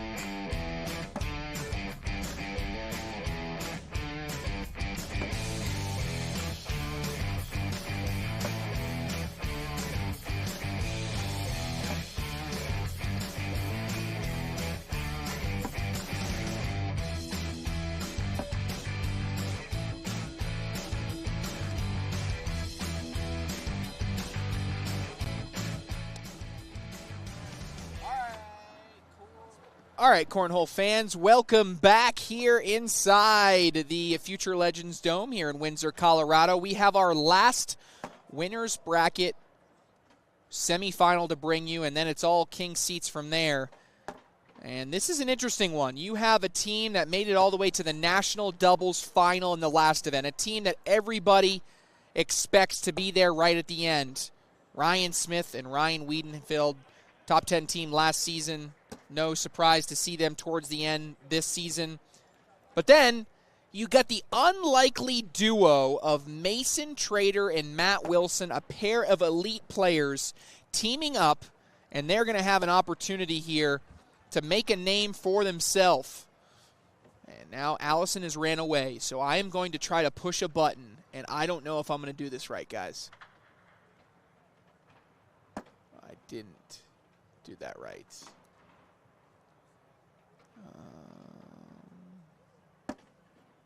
Nope.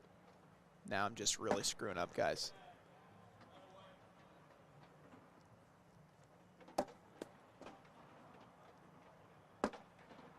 Oh my gosh. Maybe. Oh, I'm really screwing up, guys. Oh gosh, that was embarrassing. All right, but we got it worked out. So we got one switch, and hopefully Allison comes back for the next one.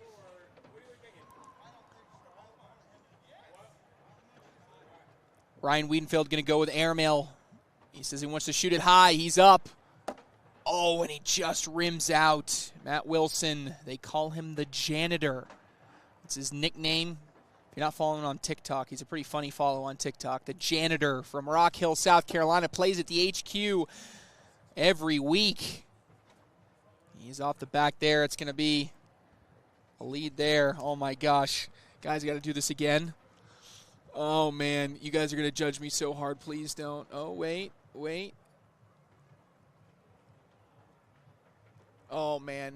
Do you need help pressing? I don't know how to do this. Oh, my God. You've got a center board? What are you doing? I broke all this. I don't know what I'm doing. Save us. Oh, my gosh. Sorry. Allison's back. She saved us. Oh, my gosh. The chat is begging for Allison to come back. The chat was begging Allison to come back. I'm so sorry. I had to, Wally was trying to take one of our games, and I was like, absolutely not. If you walk over to the directors and you look at them, they can't say no. Right, exactly. Oh, man.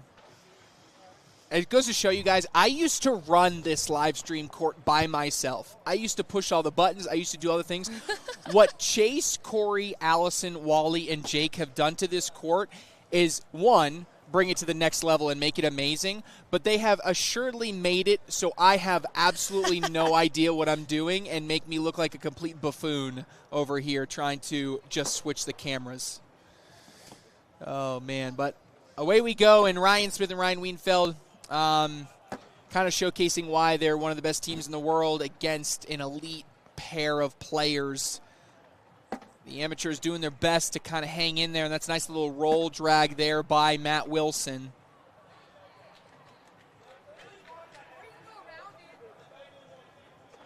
Matt Wilson stepping all the way out, just trying to get around. Yeah, I don't know if I like this because you created that lane there. That's exactly what you didn't want to do. Gave because him a this bumper. now, yes, this becomes a lane opportunity for Wiedenfeld, and he takes it clean off the back, takes one with him. This could be as many as 6, though, for Matt Wilson. And it's just going to be 4. Looks like a 7-on-3 round.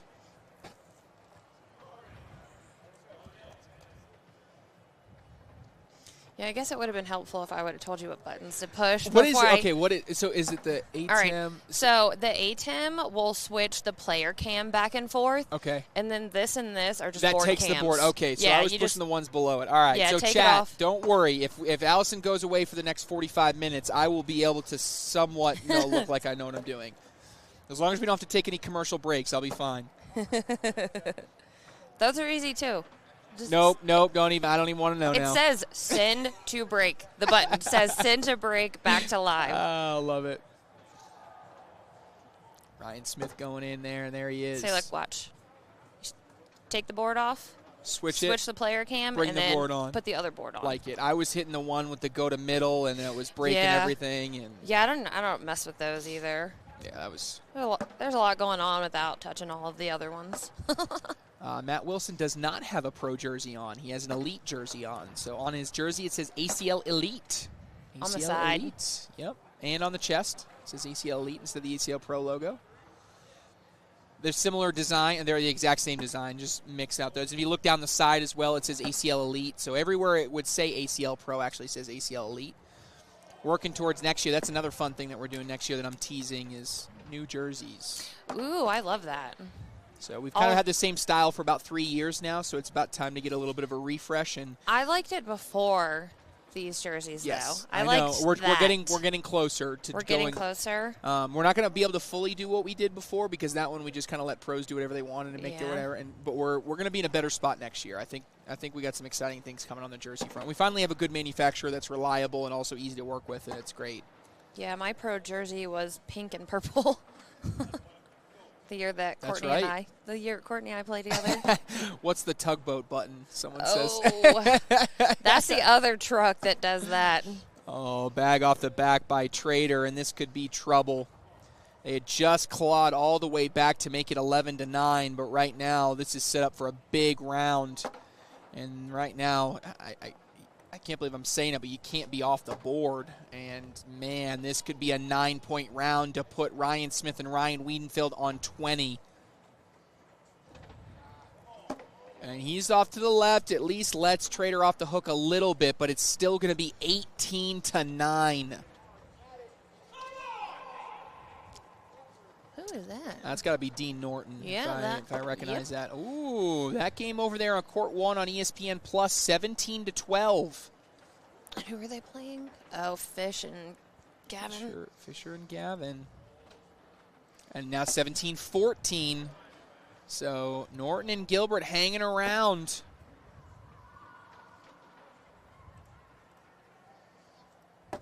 Next up on this court will be a bracket, a king seat matchup. We will have a king seat matchup between A.J. Sims, Braden Wilson, Kyle Malone, and Devin Harbaugh. Double four-bagger wash there. Score remains 18-9. So these elite players, how did they get here? Okay, yeah, great question. So the way elite qualification works this year is that for these national singles and national doubles events, it's always one national behind in which they qualified. So both Matt Wilson and Mason Trader, they traveled to Palm Beach and played in the elite doubles qualifier. They were one of the top finishing teams in that particular event. Okay, so they played as a team. They played as a team. Okay. And they earned a bid as a team to compete here in this national doubles pro event here at Cornhole Mania. Okay. And just like earlier this weekend, we had an elite singles and elite doubles qualifiers in which elite players competed in order to qualify for Minnesota, which is the last week in May, first week in June. It's like the 30th through the 2nd. Gotcha.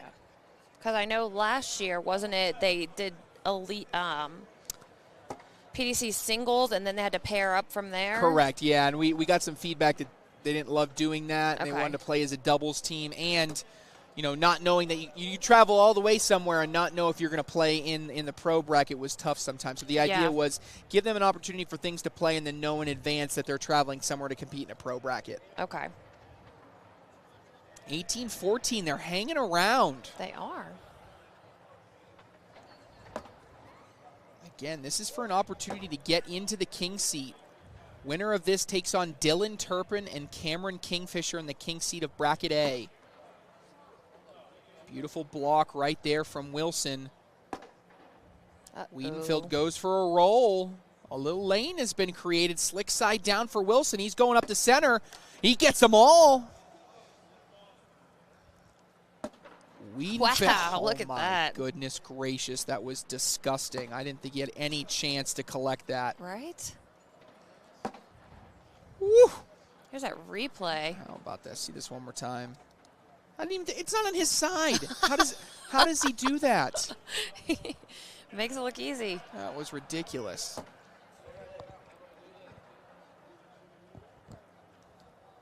It's a beautiful level 1 V block, dead center. Kicks Smith a little bit. Not sure if it was enough yet.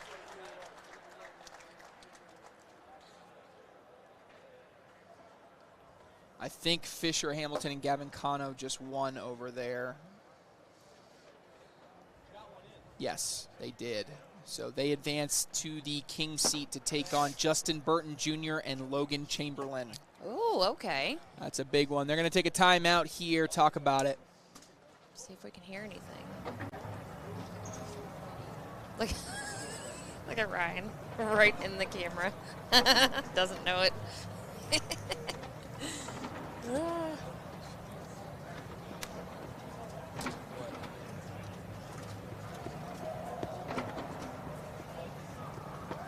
Trying to decide what they want to do here, if they want to go roll or they want to go airmail. All right, turn those back down. Last night I had the when the mics were under the boards, I had them turned way up, and you could hear the echo all across the room. Oh, yeah. Sounded like thunder. Oh, and he comes up a little bit short here, so Trader is getting the roll signal from Wilson. And he rolls all the way up and over and sits.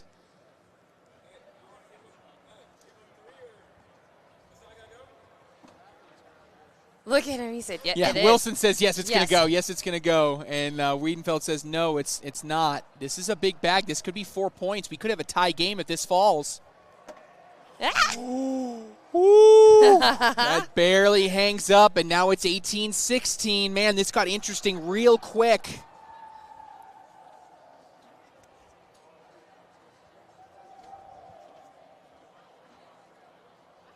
First bag by Wilson. A lot of pressure on this now. All of a sudden, it's a tie. Not tie game. It's a close game. Has Ryan Squared won anything yet this year? Not yet. No, they win an open. I feel like they did win I think something. they won an open. Yeah. I think they won an open. Yes, they did. They won an open Yeah. for sure. Oh, beautiful block. And that leaves it short. What does Wiedenfeld want to do? Does he want to go airmail? No, he's going to try to roll over it, and it just comes up a little bit short. It's a 10-10 wash. 18-16. Oh, and that could do it. With that bag short, a 4-bagger will win this game for Ryan Smith. What is the age difference between Mason? Are they? I don't know. I don't know, actually. Another in for Smith. I think Trader's got to start thinking about a block at some point. That's too far to the right. This could be game time. Smith is in. This has got to be a drag and a hope on a miss on the slide. He's gonna. Oh, he's going to try to cut it. I don't think I like Yeah. this. I think I'd prefer the airmail. It still may work, but it's tough, and that's going to be side it. rail. Side rail will do it. Ryan Smith and Ryan Wiedenfeld advance to the winner's bracket final, the king seat here in bracket A, where they will take on Dylan Okay. Turpin and Cameron Kingfisher. They're twins. I thought that I had heard that they were twins. Oh, Ryan I and didn't Mason know are that. twins. Oh, I didn't know that. I didn't Yeah. know that. Well, Mason Trader and Matt Wilson drop down into the elimination bracket, not yet eliminated. Actually, up next, they'll take, not on the court, but they'll take on Cheyenne Bubenheim and Jeremy Frazier, so still alive. We're going to take a quick break, and when we return, we have our first king seat matchup to bring you. AJ Sims, Braden Wilson, Kyle Malone, and Devin Harbaugh coming up next.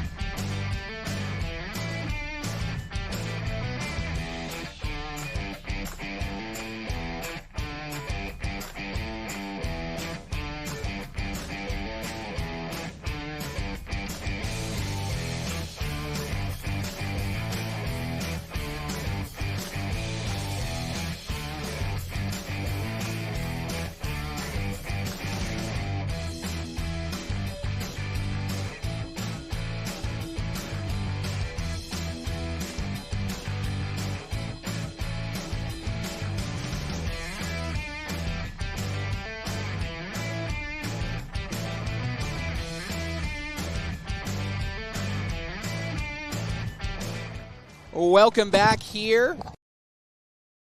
Future Legends Dome here in Windsor, Colorado. We're getting ready to do our next matchup here. It's our first King Seat matchup, Allison. It is.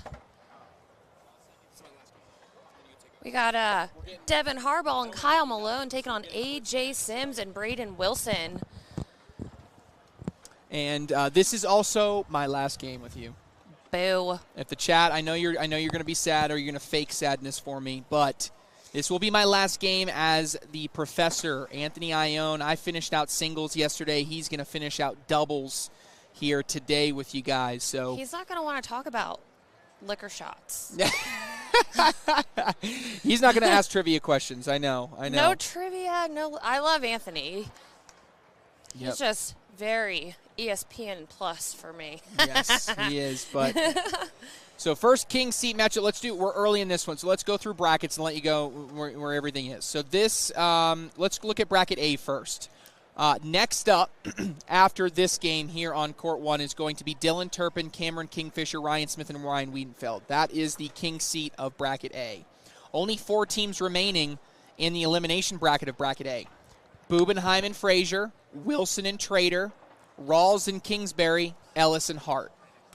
Then as we go over into bracket B. Bracket B is currently, that King Seat matchup is happening on Court 1 on ESPN+. Bernasette and Lopez Jr. are up against Ferreira and Dennis. It's early 2-0. In the elimination bracket, only 3 teams remain. Maudlin and Graham are playing Hunt and Sliker. The winner of that plays Jack Gore and Sammy Soto.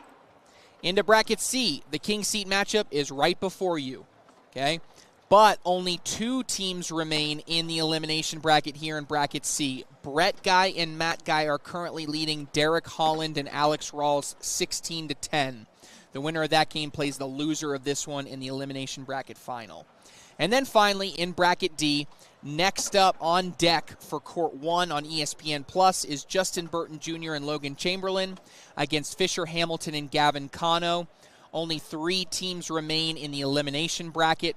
Currently, Tanner Halbert and Jacob Trzynski are going head-to-head against Corey Gilbert and Dean Norton. The winner of that plays Josh Glover and Justin Duke in the 4th place game. Someone said they started the timer when this game behind us started. Oh, did so they? We'll see how long that takes. I mean, right now, I'll be honest with you, that game behind us between Bernasette and Lopez and all them is it's only 4-2, so they could be there for a while over there. Someone said Allison and her brother husband were very entertaining yesterday. She deserves a raise. Her brother husband? Who is that? Yeah, because Papa Brandon said we sound like an old married couple. Oh, nice. And I said, nice. No, I think it's more like brother, sister. And someone commented they were like a married brother and sister. I was like, no. That would be so weird. 6-0 lead here for Malone and Harbaugh early in this one. Trey's and commentating ESPN Plus. No, it's a rotation. We tag team it. We do the live stream team likes to give some rotation, to give some variety, so people to get to hear different voices on different outlets. So I did ESPN Plus yesterday, and here on the socials today. He likes hanging out with me better. Yeah. Whoa. That's a big round, and just like that, it's 11-0. Yikes. Out of the teams left, who you got winning? Oof, that's tough. That's a tough prediction. If I look in bracket A, Man, Ryan Smith and Ryan Wiedenfeld are going to be tough to bet against. I'll say that much. Braden taking a timeout. Yeah, I haven't seen Bernasette or Lopez Jr. or Ferreira and Dennis, so it's tough for me in bracket B to determine or pick a winner there. Malone and Harbaugh guys are really, really good. I mean, I think they're going to be the favorite to finish out in this bracket. And then how about just an absolute heavyweight matchup between Burton Jr., Chamberlain, Hamilton, and Cano? Probably leaning Cano there in Hamilton just because of how good they've been this weekend, but that's really a coin flip. The chat wants one game with you and Anthony commentating together. No, not a chance. We'd be all over each other. We both talk a lot. So I'm trying to think of a setup that would work. Anthony would probably have to do play-by-play. And I would probably have to do color and just add some flair there because Anthony he adds a lot of initial analysis on the, like, all right, this is what he's going to do, this, and this. And he needs to get that out really quick. So maybe one day. All right, Kyle Malone up 11-0, puts his first bag in. Whoopsies. Don't yell at me. AJ looks up to Braden. I love that. It's it's a great duo. I love the duo between Sims and Wilson. I think it's a really good pairing. I think it reminds me a lot, Allison, of the Eddie Grindersleeve Caleb Batson pairing, right? I think Eddie Grindersleeve, really solid player, able to take Caleb Batson under his wing a few years ago. Batson was this high profile, up and coming, really talented player that just needed a mentor down the other end, right? And I still think there's something similar here to be said, that AJ Sims, really solid player. Braden Wilson has that really high level, prolific potential. Oh no! As AJ Sims can't hit the drag.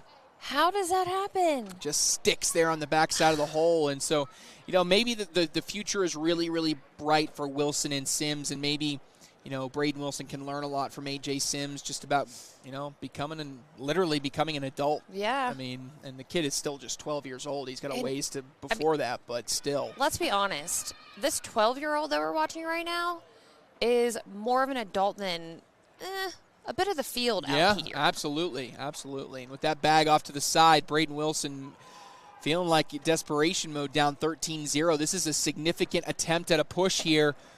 He gets it to move a little bit.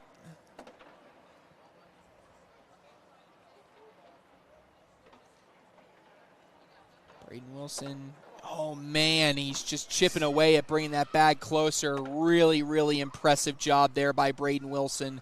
Harbaugh finished with the 4-bagger, but the star of the round there is Wilson being able to get that bag closer, because it was looking like a guaranteed 2 points at a minimum for Devin Harbaugh.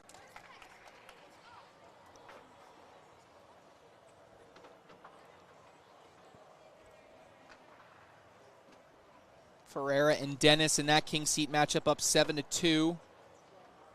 Bubenheim and Frazier up 18-5 over Wilson and Trader. Ellis and Hart up 7-2 on Rawls and Kingsbury. Maudlin and Graham up 12-9 over Hunt and Sliker.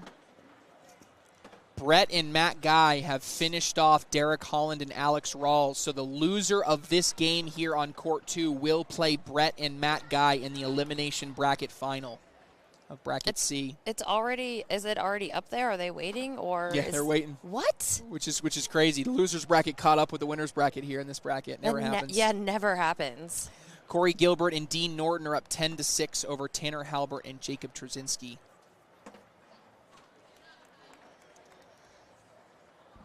Someone said Braden is baby goat number 2. Let's be honest. Baby goat never did the things that Wilson's doing right now. Yeah, at the pro level, he hasn't been able to do that. So, but no copycat nicknames. You got to come up with a different nickname. You got to figure something out here for Braden Wilson. So, put all the smart people in a room and let them pick. Harbaugh sits perfectly. Love that position. A.J. Sims wants him to sit behind it first. Oh, no. And a lane was created. This is going to be a slick side push up the center to put him in a really good position. Harbaugh is away, and he gets one. One still sitting on the side, but if it's collectible, this might be danger zone for Wilson and Sims. Harbaugh collects. This bag has got to be in, Allison. And it is, but it's going to be 4 points, and Kyle Malone and Devin Harbaugh are cruising 19-0. The Open trifecta 2 years ago, baby goat. No. Say it again? Alex didn't win 3 events at one Open, did he? Alex? Yeah, he won. Oh, he won singles, doubles, and the blind draw at an Open. So he had a really dominant Open season. We just have not seen him do it at the pro level. Gotcha. Yes. Alex Hicks had one of the most dominant Open seasons that we've ever seen, 2021. Yeah, and we saw the epic battle with him and Matt Guy in Virginia Beach. But we haven't seen him win a pro bracket. right? Right. Yeah, correct. We haven't seen him win a shootout. In doubles, we saw him make an Yes. appearance, but Yes. they did not. They weren't able to get. That was when he was playing with Ryan Windsor last year. Mm-hmm. That was in Detroit. And meanwhile, this could be game time, Allison. You really got to go in and collect a bag here. AJ Sims desperation mode, and he's off the side, and that is a blanking. Yikes. 24-0. Kyle Malone and Devin Harbaugh absolutely take down AJ Sims and Braden Wilson. Wow, wow, wow. Well, next up, you're going to have on for Bracket A, Dylan Turpin, Cameron Kingfisher, Ryan Smith, and Ryan Wiedenfeld. Thank you guys so much for listening to me blabber on all afternoon long. I'm jumping out of the booth. You got Anthony Ione, the professor, jumping in to deliver some cornhole knowledge. Thanks for being a great partner, Allison. Anytime, Trey. We'll be back right after this.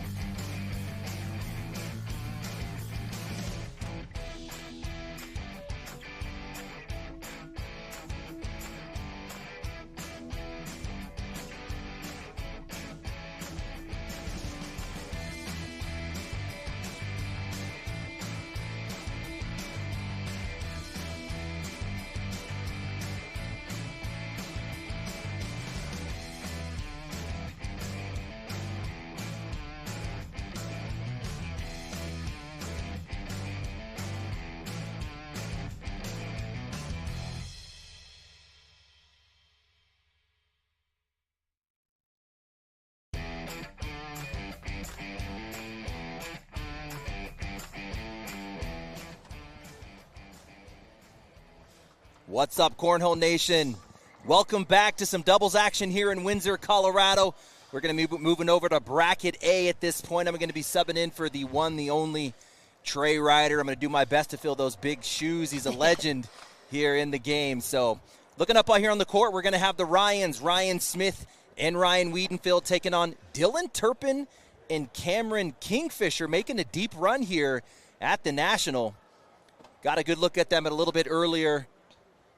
Really running bags at a high PPR rate. DT always looks good. He's one of those guys who statistically always puts up the numbers to get the wins, but for whatever reason, a little bad luck, doesn't really get the wins. He came off of that last match saying, finally. So we'll see if he can continue this win and take over the king seat of Bracket A. We've got some thumbs up here. It looks like we might go live. Wiedenfeld going to spin us up, loving the new shoes. My guy's stepping up his shoe game here.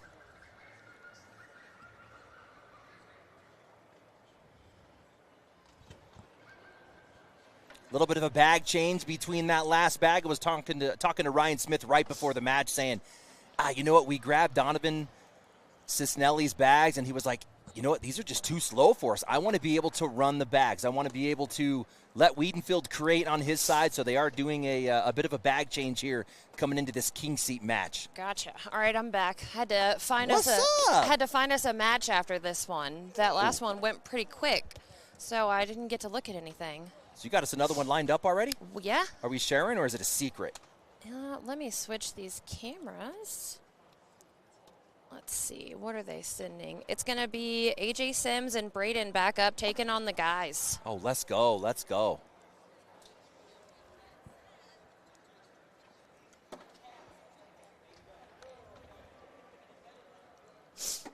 We've seen Ryan squared up here once today. Actually, we've seen both of these teams up here today. Yeah, they've been on this court too. Actually, everybody in the same, everybody in their same spots. Actually, talking to the Ryans before the broadcast, they made a deep run. Ooh, there it goes. At the last one. Ryan Smith will always throw on the inside arm. We got Wiedenfield, who's always going to throw outside arm again. He's the one that's going to create, and that's typically what we see when you have a partner who can run bags with a partner who can create and roll. That roll guy is typically going to want to be on the outside. Unless you're Ethan Walker. He's a little different because his rolls actually run true. His rolls run straight, where most guys have a little right to left action there. Gotcha. DT with a full cut off his mark. He's a little bit short. It actually had the right line, but coming up short, ends up there on the left side of the bag. Ryan Wiedenfield saying that's how you do that shot. Actually, the same exact shot there. He was like, here you go, I'll show you. Do we get slick side? He's going to stay stick. So he's going to roll over it instead of push through. It's going to be tough for DT to kind of get around that right side. What he doesn't want to do is go slick side off the back. He's going to take a timeout. Here's that replay of Ryan's bag. Yeah, so he's going to tilt that low to his right side. All right, here comes Dylan Turpin back. They've made a decision. We should get slick side in the hand. He's going to want the speed with a danger of going off the back because he's going to reach out. No, he's going to go slow, or the slow side, and maybe that slow side is playing pretty fast for him. Maybe he's just trying to bump it. And that's we were afraid of, right? Yeah. The off the back. Now, you sacrificing that throw bag to guarantee the bag in the hole does make sense sometimes, but in that case, I think he could have just touched it and clipped it and stayed on. Yeah, definitely. Really impressed with Cameron Kingfisher when he came onto the scene as a rookie last year, I believe it was. Yeah. Teaming up with Isabella. Made a strong run through the qualifier. He has a beautiful looking bag. It looks a little different right now than what I remember last year, but he had that thing loaded up last year. He's always been a solid player that I was kind of waiting to break through. Maybe this is his moment here. Yeah, and last year, he missed a couple of events, so we didn't get to see his full potential. Beautiful roll bag there on bag 2. Decisions for Smith. He's going slick side. That means he's going to try and collect now. He wants to get a piece of this front bag. There it is. Good bag. He's cleaning up.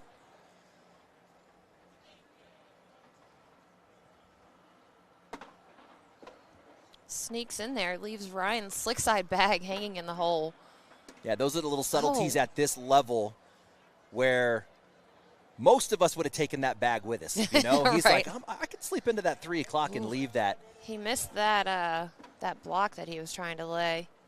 Another slick side in the hand. Smith going to try and clean all this up for a 2 on a 12-10. And he goes off the back. Here's a replay. Kingfisher just going right over.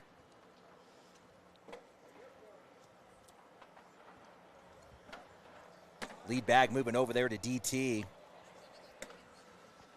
Dylan Turpin really popped off a couple years ago in the singles division. We saw him come out at the kickoff battle. I want to say it was 2022. Ran all the way to the finals match. Was it the kickoff battle? I think it was in Vegas. We were in Vegas, yeah. Yes. I think it was the kickoff in Vegas. Yeah, because Matt Guy ended up winning that. It was the first national. Gotcha. Had to go through Doug Zaft. I want to say Doug Zaft had a double dip him, and I think he did. Yeah, because Doug Zaft ended up playing Matt Guy in the final of that kickoff battle. Was Dylan Turpin was our bracket. We used to have 4 courts, and we each had one bracket that we ran. Dylan was in our bracket in Vegas. There is a official over there on court 1, so whatever Bernasette is doing must be legal. As long as he keeps his back foot planted behind the board, he can step over all he wants to. So, but yeah, there's an official over there. He's got his red flag and everything.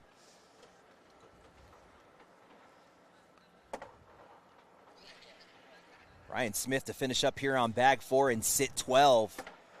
He does. Kingfisher to match. Social. Still left in this bracket. If we're looking at that bracket A, still down in the bottom, we've got Cheyenne Bubenheim and Jeremy Frazier, Alan Rawls and Chris Kingsbury. If I look over correctly, yeah, they did take down Tony Smith and Mark Richards in the loser side of the bracket. Jeremiah Ellis and Ryan Hart still alive. Those are all of the teams left in this bracket A. Good bag from DT. Max speed to clean it up. An opportunity to get 2 here and take the lead.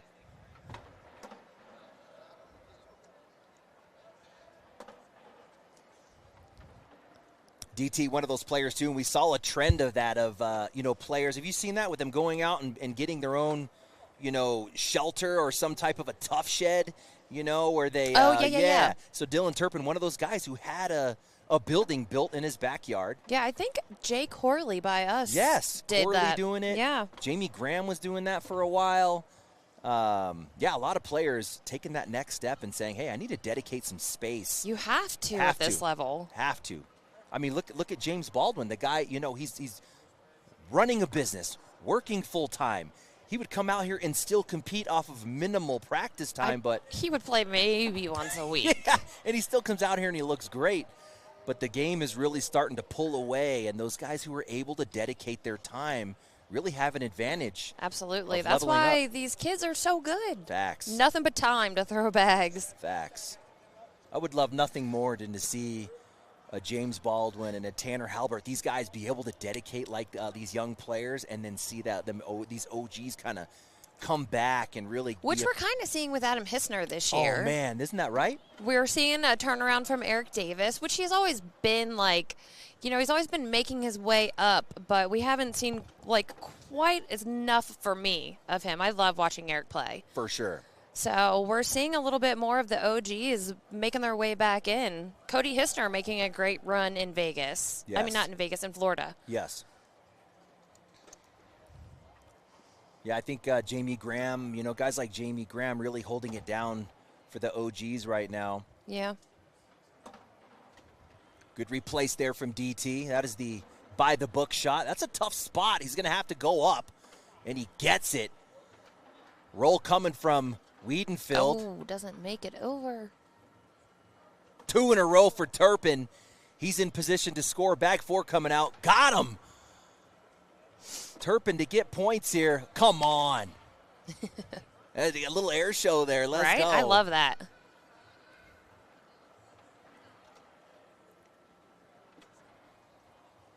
Oh, yeah, Cody. I said Cody Hissner, apparently. Yeah, I knew Cody what you Henderson. meant. I knew what you meant. Look, you could come at me, Anthony. That's what we do over here. This is the fun court. Everybody in the chat knew what you meant. That's what I told Trey earlier. I was like, Anthony's not going to want to talk about liquor with me for an hour. He's too focused on the game. Cody Hissner. They might as well have been married. Might as well, yeah.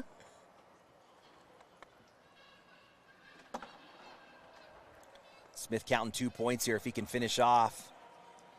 These bags do look like they have more speed than the last matchup he had here. He said, man, I was really chucking that thing up there trying to run bags, and it kept blocking. Yeah. I wasn't trying to block, but it kept blocking.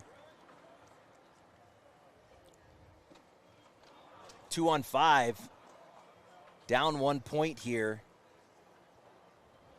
That's going to put lead bag back to Wiedenfeld. That's what Wiedenfeld does. He's going to create. Full step out here for Turpin. He is inside arm, so he's going to want to actually attack this bag.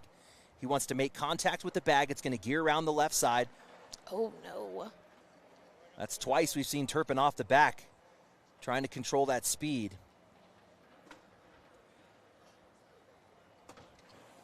Earlier, Dylan was leading the tournament in PPR. He's throwing over an 11.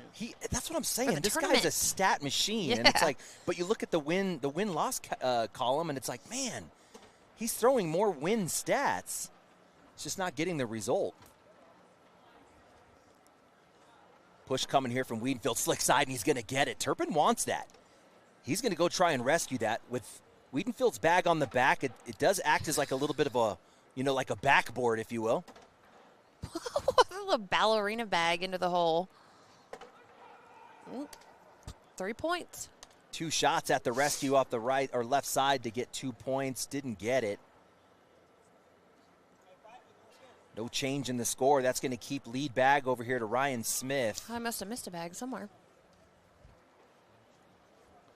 He's going to get to dictate the round here.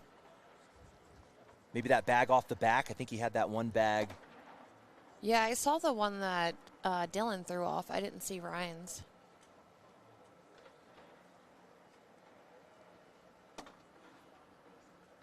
Good bag from Keaton Fisher. Does help Smith out a little bit. That's going to be all dropping at some point.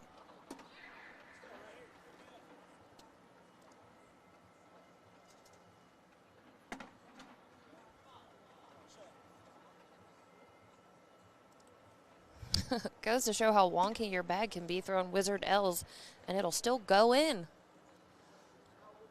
Oh, an unforced error there from Kingfisher. Gets Smith right back into the round.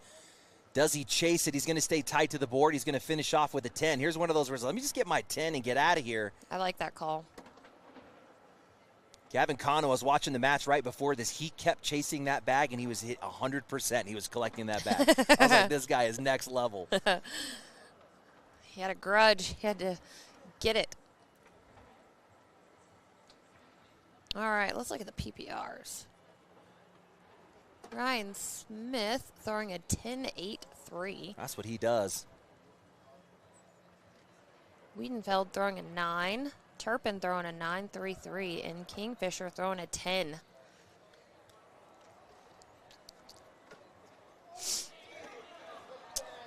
Good shot from Turpin. He's an air over roll guy. He does have a roll in his back pocket, but he's going to want to air. I love a good airmail.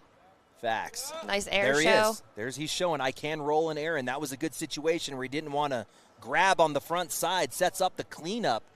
Slick side in the hand. He's had a hard time controlling the speed on that. This one might be down low enough that he's going to need that speed to get it up and in. Good try. I liked Turpin basically highlighting all the shots. He shot an airmail, then he came behind it with a roll, and then he came behind with a slick side push. Broke out the whole arsenal for us. He's got a deep bag. And he's one of those players where most people don't talk about how deep his bag is, He's got all the shots, but uses them at the right time. That's what I like about Dylan Turpin. He's one of those players that no one ever talks about. Right. Because he's always second. He's the guy right before TV. So that's Dylan Turpin. Sneaky good, but not really sneaky. We just don't talk about him. Right. Something crazy happened over on court 1. I think that was a king seat match. I heard Damon Dennis's He hit a roll called. bag. Stop playing. What? Here, look. We'll see the replay right here. We're going to get a replay right here. Someone Eventually. said, I got to see it to believe it. And if he's rolling it, I bet it's more of a flop where he's going to come in nose first.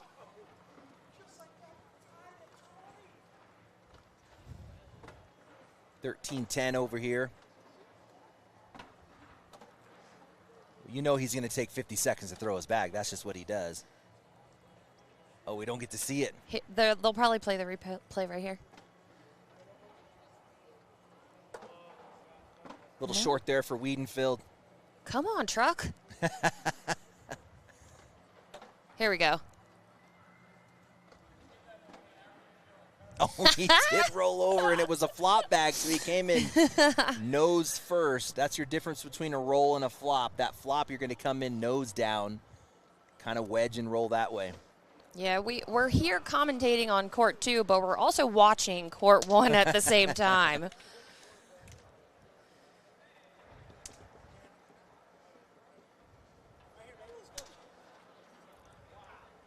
Turpin trying to pump up Kingfisher here, get something going. here in round 16, 17. We're right in the middle part of this match. I will get a replay for you guys. I played a replay earlier of Ryan.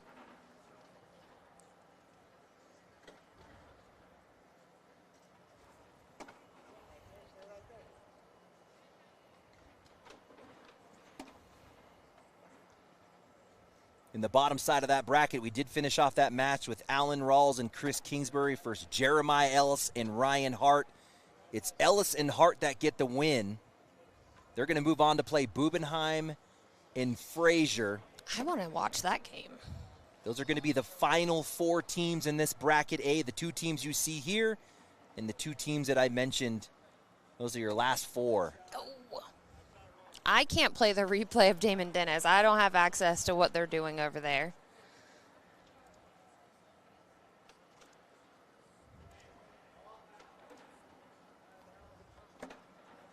Oh my goodness. That was slow motion in real life, Ryan. So I don't know how that happened, but. Good bag to collect. Speaking of that Dennis match, that is 20-20. So that shot either There's a kept replay him for alive. Yeah, there's a replay. Let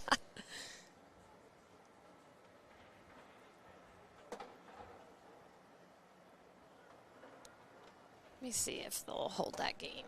Reverse cut position for Wiedenfield as a right-hander going around the left side of the bag. Good choice.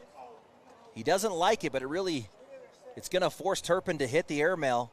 Kingfisher wants the block first, save it for bag 4. Perfect block position. This is going to turn into a roll airmail battle. Here comes a roll from Wiedenfield. He's going to get it.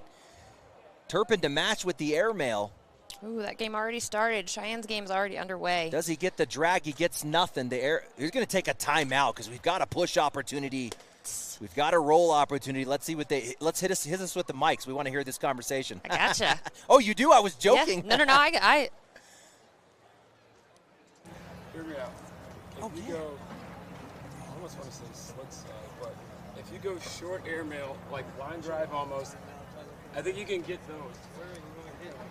You need to like get this around. Some, like,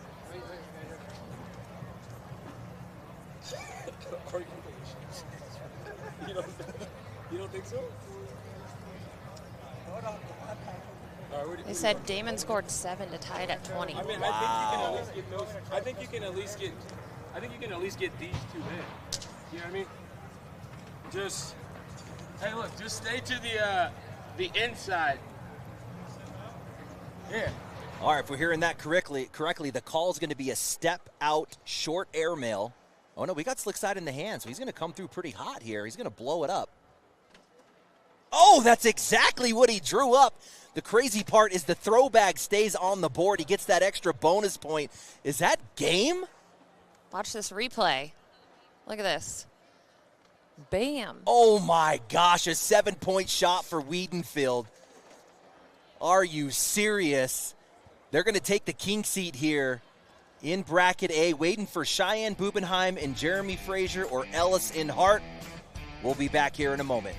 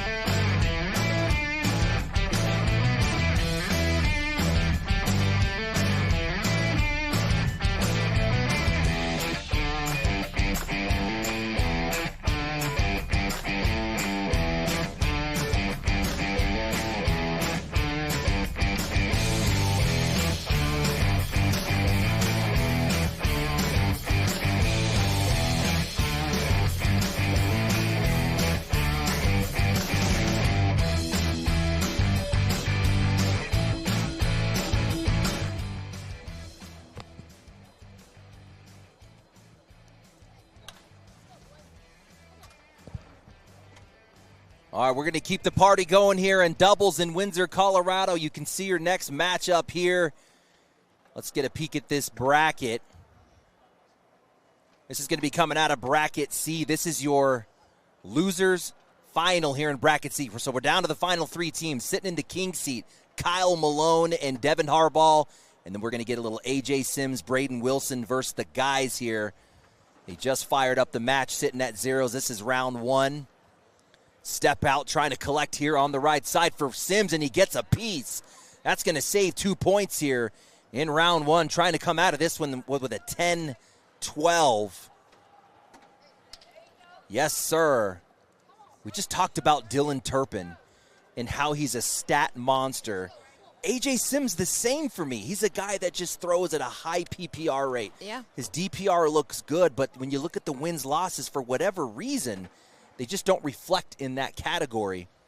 But it is today, making a deep run here at the second stop in the Pro Series. Braden Wilson really coming out fire here in the start of the pro season. We were talking about all these other rookies, right? Ryan Trader, Jeremiah Ellis, Sammy Soto, but it's Braden Wilson who keeps taking down brackets. Yeah. It's going to be a tough one with him and Jeremiah Ellis both being rookies this year. Who's going to take, rookie of the year? Or if we see someone later in the season that is a rookie that also, comes out strong. Some players are the later half of the season players, and some come out swinging. So. See, and that's usually, I was talking to Adam Hissner. I'm like, man, I feel like you're always an end of the seasons guy. And he's like, yeah. He's like, you're right. I'm a beginning of the season guy now. If I can do this all year, you're talking about Adam Hissner, a top 2-3 guy in the world. I feel like this year he's playing in more events also. Like before he wasn't so much going to all of the opens and everything, but when you have a pro partner that does nothing but play cornhole, you got to go to these events. Give you a quick peek at all of the brackets while we're kind of starting off this match. So we're down to the final 3 or 4 teams in every single bracket. We just saw the previous match, Ryan Smith and Ryan Wiedenfield taking over that king seat. You got Dylan Turpin and Cameron Kingfisher, as well as Bubenheim Frazier, Ellis Hart. Moving over to bracket B, Bernasette and Lopez ended up getting that win against Mike Ferreira and Damon Dennis. For those just joining, the crowd erupted over there in Court 1. Apparently, Damon Dennis threw a roll bag to get a 7 in a deep round of that matchup. They actually take the loss, fall down to the loser side, still alive in the bottom of that bracket B. Frank Modlin and Jamie Graham and Jackson Gore and Sammy Soto. Currently, Gore and Soto up 13-5. Here is our bracket C. We just talked through that one. Bracket D, we got a big king seat match right now. We've got your Justin Burton Jr. and Logan Chamberlain against Fisher Hamilton and Gavin Connell. That one's pretty much chalk for us, what we would expect to see in the final, but still alive in the bottom. Stop playing. Josh Glover and Justin Duke are currently up 20-17 against, wait for it, the West Coast team, Corey Gilbert and Dean Norton. Oh. Unreal runs for those teams here at Cornhole Mania.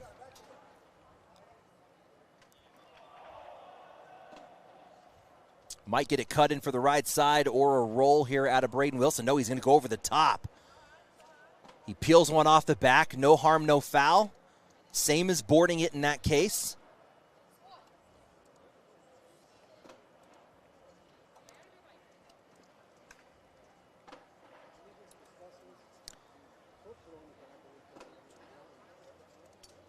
Take a quick peek at the guys. I was just looking at where they finished at the first national. They took 13th in their bracket, so they're definitely going to be improving that bracket position.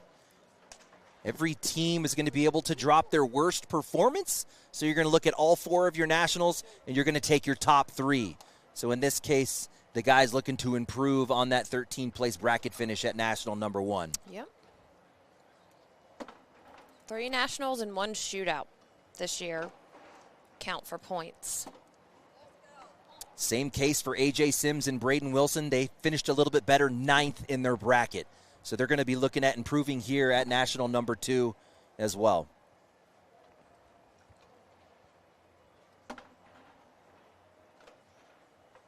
A.J. Sims really flattening his back out a little bit. I mean, if you look at his bag over history, he's thrown one of those dedicated cut bags. I mean, it's really tilted. Like, oh yeah, for sure. Yeah, it looks flatter today, doesn't it? It looks flatter to me.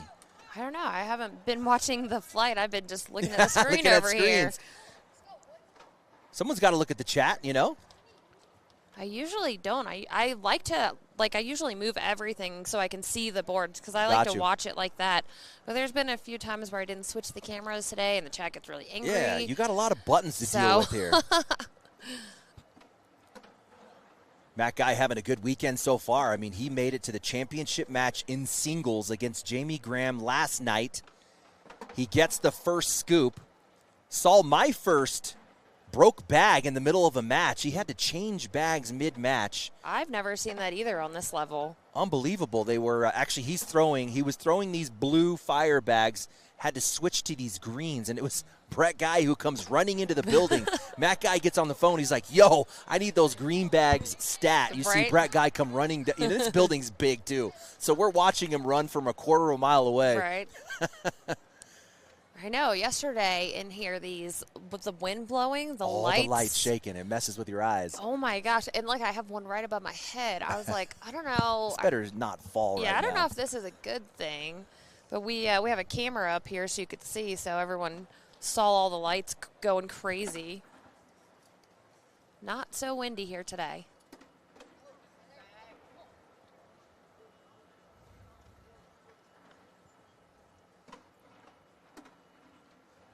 Yeah, again, Braden Wilson punching his ticket to the broadcast in singles, looking to do it here in doubles as well. You got Gavin Cano, who's already making the show twice. Yep. He wins his bracket in shootout singles, national singles, and still alive for the king seat here at national doubles. How crazy would that be to have a full sweep of broadcasts? That would be insane. Are you kidding me? Of course, this being the first year where we have 4 qualifying events. Oh. Unforced error. Little camera dealio. Yeah, I wasn't paying attention, and I switched him. A little tugboat moment here from the Only thing that happened was a Matt Guy bag out to the left. Open hole fourth bag. Did you see the tugboat? Oh, what's that? In New Orleans? Let me show you. What happened? Let me pull up the video. Good back block there from Brett Guy. We're going to get a roll out of this from Wilson. He's on point. He's all right with that. There's still 4 bags left in the round. That actually jams everything up. That's a good bag there from Brett Guy. Another roll attempt. Oh, my gosh, stop playing. He finds a quarter hole on the backside. Everything messed up, but we got a big airmail drag opportunity on the back here. Looking to make it clap. Oh, he checks his swing. He didn't like. He's going to take a timeout and look. So, Fisher, this is the last bag of the game. He took a timeout, goes to throw the bag, and all you see is the tugboat. Whoa. Look, the game over. Game over. Oh, my gosh. Yeah, last shot of the game. Left everybody in suspense. Yep. What happened? So then we come back from break, and the truck's People are like, freaking out. Oh, yeah, the whole break. Everyone's freaking out. We come back, the truck's like, all right, we got this. We'll play it for them.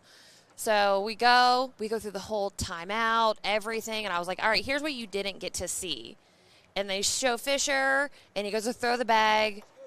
Tugboat again. I was like, are you kidding me? 0 for 2. I was like, we're all fired. Brady. Yeah, look. Corey, he hears me talking about the tugboat over there. I was like, well, that's what happens when you don't double check your work. Wilson doesn't hit the airmail, but he gets some help there from Brett Guy. Pinned everything up the right side. Big points. This one's pulling away, 11-5. Braden usually throws the Buffalo Soldiers.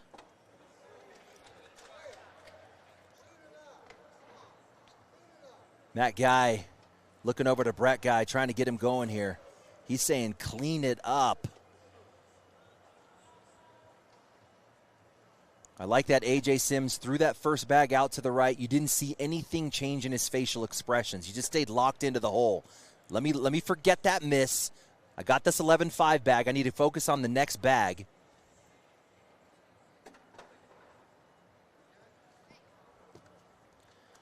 2 misses, though, got him a little bit angry. Yeah, that'll do it. It's forced him to, he made this collect a little bit early. This is an inside arm, slick side collect, and he almost gets it again, coming up short. But it's sit in front of the hole. Does that bait Matt Guy? Oh, tries to get It around. paid off. It paid off. The step out from Guy. Off the back, he was having trouble with this speed last night as well. He's throwing the 6 slick side only on that fire bag. He's dedicating himself to the slick side.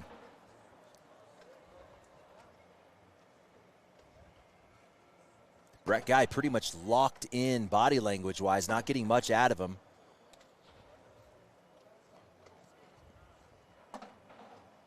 Beautiful speed control. I like that front of the hole drip. And that is textbook. When you get a replace like that, you're using that bag to slow you down. It could pay off here. Wilson kicking out to the left to pick it all up. Brett Guy is locked in. He said, I found it. Braden Wilson, same shot A.J. Sims had in the previous round. Inside arm, slick side collect. Can he get it? And he does. What a round. A 12-12 wash. Both these boys locked in on this side.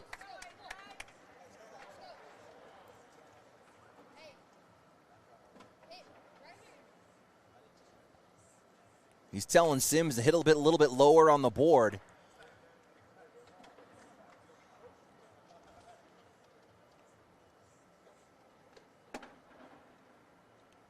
We're talking a little bit about Matt Guy yesterday and his history in this game. By far the longest history of cornhole. He said he played his first competitive matches about 25 years ago. What? There was Yes. cornhole 25 years ago? Yes.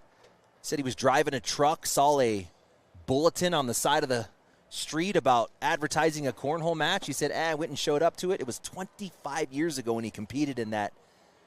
And here he is, essentially the GOAT of this game still. He doesn't like that shot. Wilson calling for the roll. We're about to get an A.J. Sims roll. Oh, it's too much juice. And what happens is that roll, that backload was more on a tilt, and that's what you do to roll long distances. If you want to roll over level 3 or level 4 blocks, you backload and you tilt. That was too much of the tilt on the roll bag there. We'll keep an eye on that one. That is, looks like it's sitting slick side. It's hard to tell on those bags, but it does look like slick side. Better there than in. Perfect spot. Wilson asked, do you want me to push through it?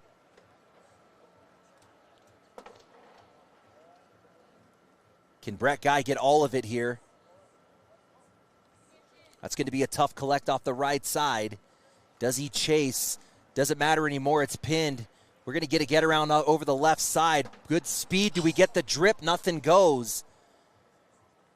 But he is covering the hole in position to get 2. He wants that to come back. Oh my gosh, he drips and leaves Brett Guy sitting on the back rim. You get a smile out of Matt Guy like, what just happened? Brett Guy not smiling. A.J. Sims likes what he sees out of Braden Wilson. He's saying, stay hot, boy.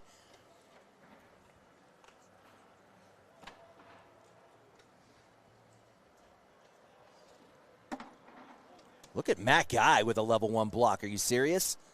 And it's slick side. I was about to say, it's probably slick side, too.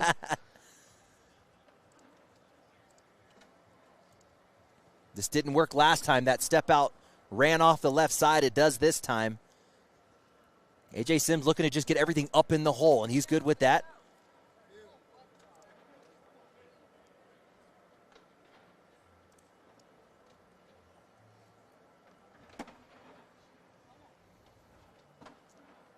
Leaked a little bit out. Let's see if it comes back to 4th and final bag here for Guy. He wants to get a piece of it coming through that actually plays nice into his left to right. Misses it. Sims looking for a little drippy drip right on the front. Does he touch it? It's going to stay. 2 more points to Wilson. Sims going to jump out to a 13-7 lead.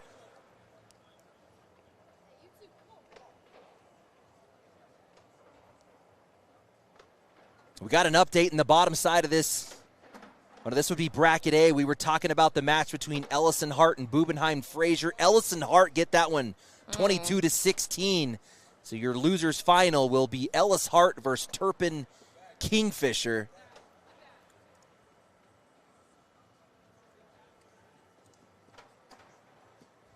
Good bag. Brett Guy has to like that. That's setting him up. We need a perfect back block here from Wilson, and he leaves room on the right side. Brett Guy makes him pay, and he takes over the block position. Risky shot here. He wants it all with a slick side. This could be big points if he's off. Oh, wow. What a good bag. That's a great bag. Yeah. He's going to get the double clip. Oh, and he comes up short. Everything was good to bag 4. Another smile from Matt Guy. Brett Guy not smiling. No. He let Braden off the hook right there.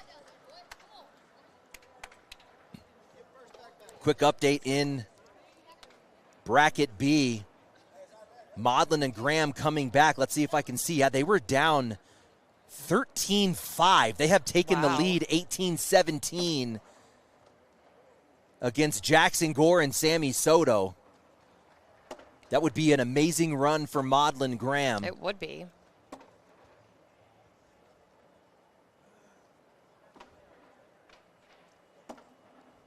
Similar bag to that last round, leaked out to the left. That one looks like it's going to get the drip, though. There it goes.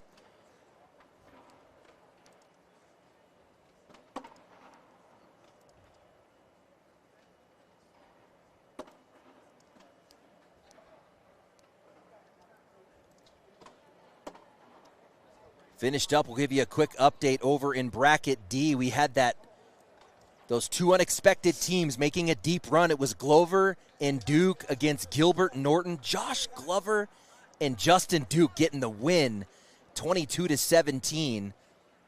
They will get the loser of Hamilton Cano and Justin Burton Jr. Chamberlain. Currently Hamilton Cano up 18-14 on Burton Jr. and Chamberlain. The score on the Graham game is currently 18 up.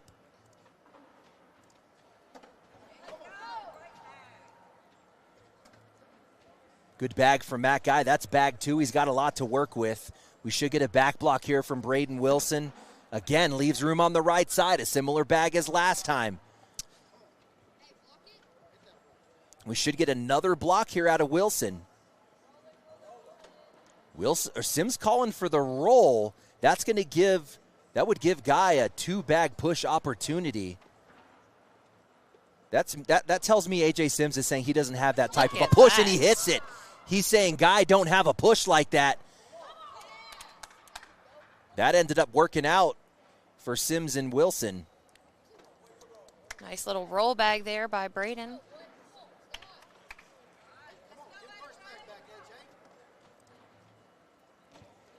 Again, the winner of this one's going to take on Kyle Malone and Devin Harbaugh.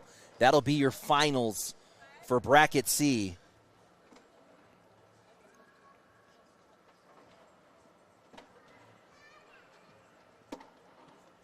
Actually helped collect. He wanted to touch Bully. Sims able to grab that one on the way through. He's got a couple more bags. He doesn't hate it. He gives the nod.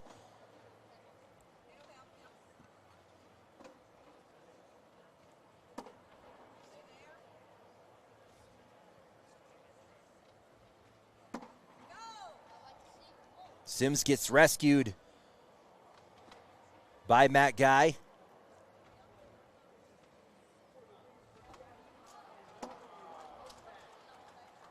In for a 4-bagger for Sims. He's going to get his. Matt Guy in to match and keep this a 14-7 bag game.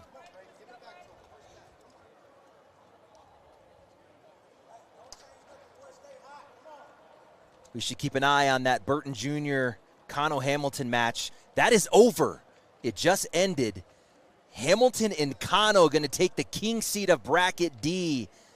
That is Cano hitting the championship match of every single pro bracket this weekend so far.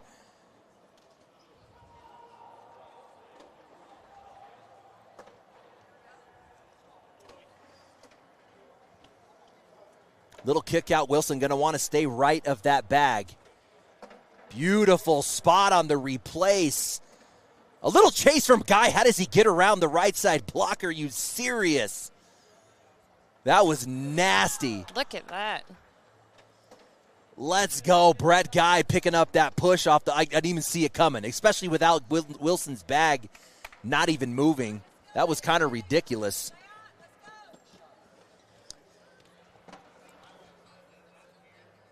Brett Guy throwing a 8.67. Matt throwing a 10.78. AJ throwing a 10.44. And Braden throwing a 9.78. Yeah, we're just getting two different styles of play, right? On this Wilson, Brett Guy side, everything just seems kind of muddy. It's a little bit cloggy. It's forcing pushes and rolls. Pretty much Sims and Guy keeping the board clean.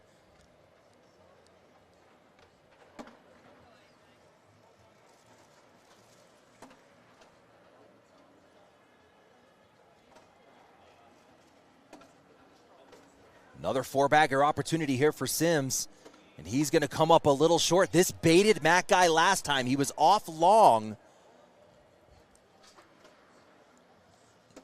Not this time. Those are the times where you think they can hear you, and he's like, I know. Right?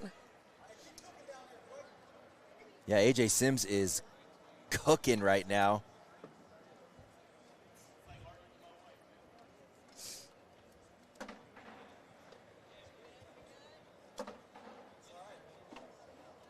See if the slick side of that fire bag comes into play. Brett Guy wants to wave that thing closer, and here it comes. That's the better spot, the side-by-side. That is the by-the-book shot. It's going to force Wilson into a roll, which he's so good at. Beautiful bag for Guy. I think Wilson might have to just push through all this. He's going to go with the back block. Ooh. That's going to set up a big chance for four here. Brett Guy going up. Oh, he gets two. He's going to get a point, though. Throw bag off the back. He's got to be okay with that 1 point in that situation. It's not a clean airmail. I mean, that thing could bounce off. It's tough when you have bags stacked up like that around the hole.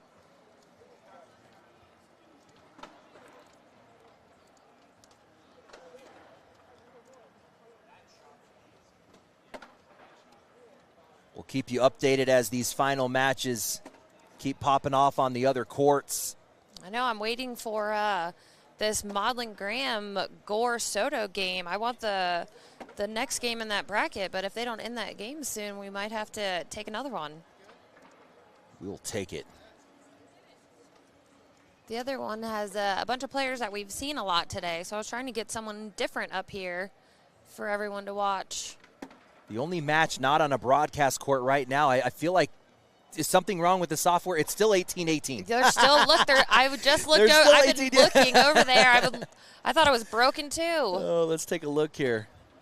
Yeah, 1, 2, 3, 4. They're on their sixth round of washes.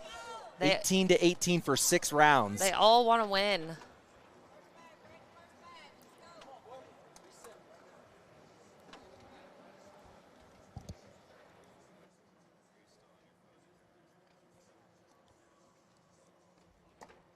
Good level one for Brett Guy.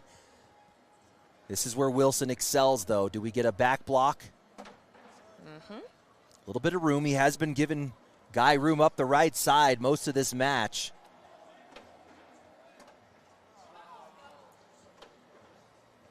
Does he leave it? It's in his lane. I kind of feel like he should grab it now, and that's what we're going to get. Slick side in the hand. Man. He might be all right with that. It does push his bag in the block position. Again, Guy off the back, so he's still in position to get one off a 10-9. Beautiful speed control. That's how you win championships right there. Better there than in. Right in front of the hole. It's going to force a lot of errors. In for a 10 and a point. We got a 15-8 bag game. Let's take a look at that 18-18. We got a point finally. 1 point going to Maudlin and Graham. They're up 19-18.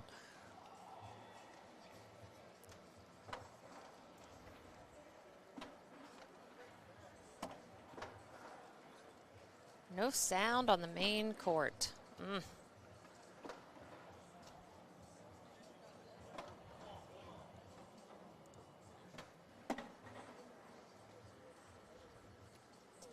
Still waiting for the other match of Justin Burton Jr., Logan Chamberlain against Josh Glover and Justin Duke. That one should be firing up here soon. I think they're holding that one just in case. Going to hold that one, so it's going to go to one of the courts. It says 1-1-2-2, so it's going to come to one of us. Matt Guy going up to get it. He wants that 2 points. He's trying to get something going here. A.J. Sims was cooking. He had a run of 4-baggers. He's going to give up 2 here. 15-10. Is that enough to get Brett Guy pumped up? Matt Guy giving him the eye. Saying, get going, boy. And I don't know if you've ever seen the Matt Guy eye, but, man, it's scary. It's intimidating.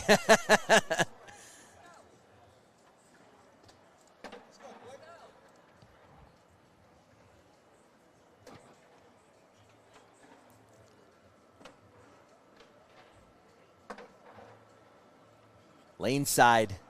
Oh, we got another point. We got a point. Which side? Graham and Maudlin got one more. 20-18. Is Wally sleeping? No, he's over there stealing the games I want to watch is what Wally's doing. Ooh, that opens up a big push here.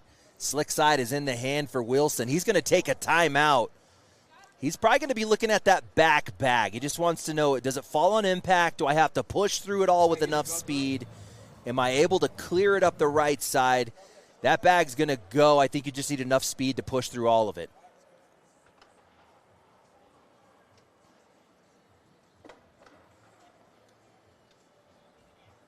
Line looks good. 2 more points, 17-10. He dodged Brett Guy on the knuckles, left him hanging.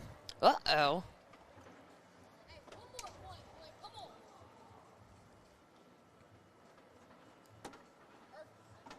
We got a timeout here from Matt.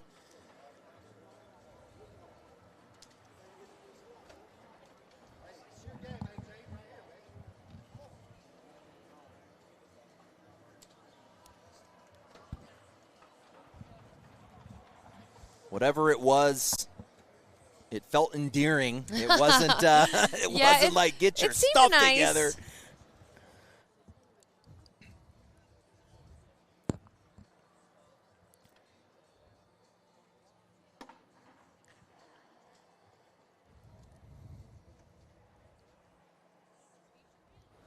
They are working on getting that sound fixed up over there on the ESPN Plus cord. So just give them a second. They're working on it. Step out for Guy on the inside. He's looking to touch that coming through. Good touch. I love the side-by-side. That's going to check Sims. He went for the step out. Now he's unsure. Wilson wants him to come. Wilson wants a fast side, half-box step out up the middle. Everything looked good except for the middle part. Giving up 2 here.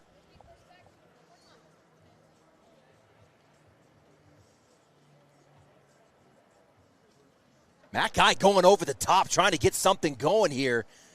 Stop playing, because that's the 1 point it would have been to win this match. Do you see that? Yeah. He goes off the back, you lose. Yeah. That's Matt Guy trying to get something going here. In for the 4-bagger, a gutsy airmail by Matt Guy. For sure. That was a little bit disrespectful, actually. Kind of rubbing his face into it a little bit. Matt Guy, certainly the best airmailer in this game, period. I mean, that's just his game. That is his game. Coming into play there, going over a foot in the water bag. Hey, a collect here for the win. That's going to be a tough collect. It might take all 3 bags. He just needs a piece. It's working. Brett Guy would have preferred that bag to kind of come up short. That gives Braden Wilson an unclogged hole. Can he get more of it here on bag 2? And he's right. It's still alive, though, because he peels off the bag. What do we get? He's going to take a timeout. We need an 8 to win. That would be an 8-7. So you just need, 2. Well, you're not going to get an 8. You got 1 off the back. So he needs them all to go for the win. Slick side in the hand. You shouldn't be able to get him all, but he does want the double clip to wash on 7s. Throwback off the back. A.J. Sims is okay giving up 1 on a 7-6. A little bit of life here for the guys.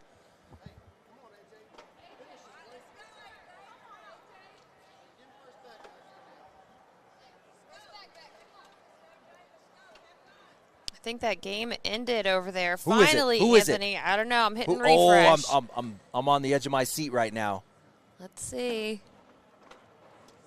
Maybe they just took a timeout. Oh, I mean, I see you do Jamie, us like that. You did Jamie's us dirty. walking. Oh, All Jamie's right, walking. What's his body language they're like? giving hugs. That What's looks the body good, language? right? Him and Frank are hugging. Oh, they did win. Who? Frank and Jamie won. Stop playing. Yeah, Let's they go. did. It was 20-20. Wow.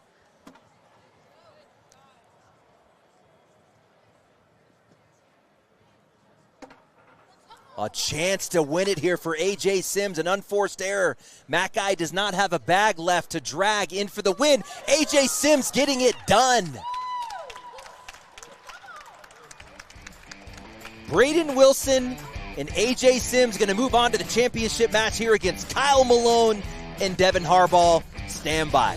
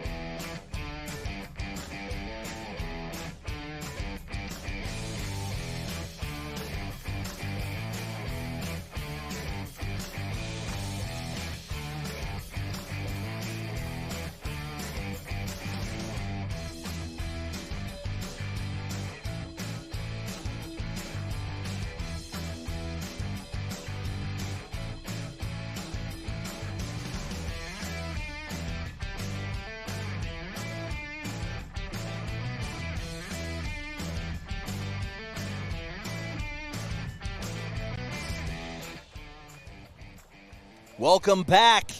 We're getting down to the nitty-gritty here. We got our next matchups here. This is going to be coming out of Bracket B. This is your losers final.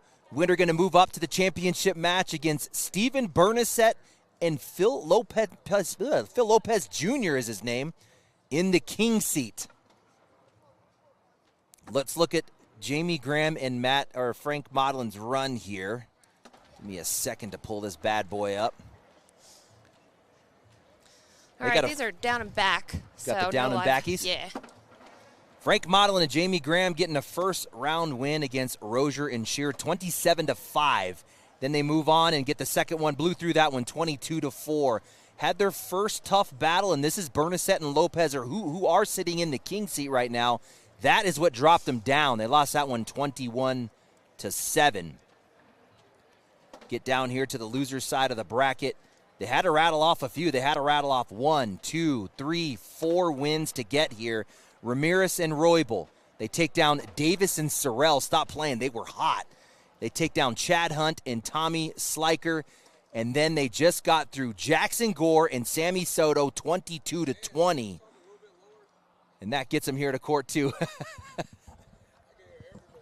Jamie Graham saying we need to lower the volume a little bit. Hey, it can't be as bad as COVID, man.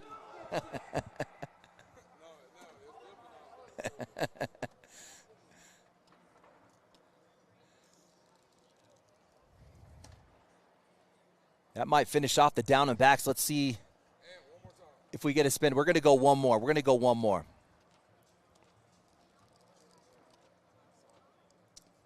We can look at Damon Dennis and Ferreira's run. What got him here? They actually made it all the way to the king seat match. So they had the easier path through this one. Their first test was Jackson Gore and Sammy Soto. They got through that one 25-7. Took down Chad Hunt and Tommy Sliker, and then in the king seat, that is where they dropped down, lost to Steven Bernasette and Philip Lopez.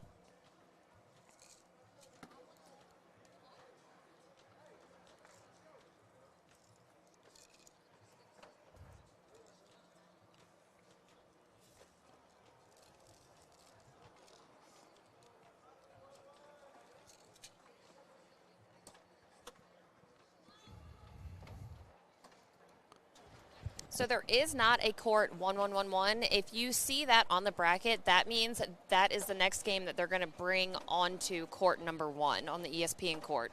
So if you see 1-1-1-1, that's the next game. If you see 1-1-1-2, that's the game after 1-1-1-1.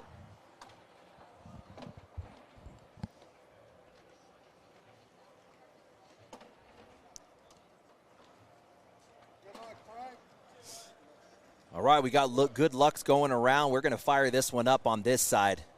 Modlin and Ferreira are going to start off this losers final.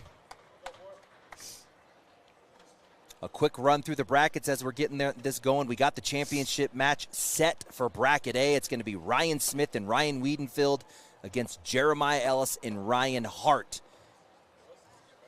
This is our Bracket B. Bracket C, the championship match is set. Kyle Malone and Devin Harbaugh going to take on A.J. Sims and Braden Wilson. In Bracket D, we got Hamilton and Kano in the king seat, waiting for the turnout of Burton Jr. and Chamberlain against Glover and Duke.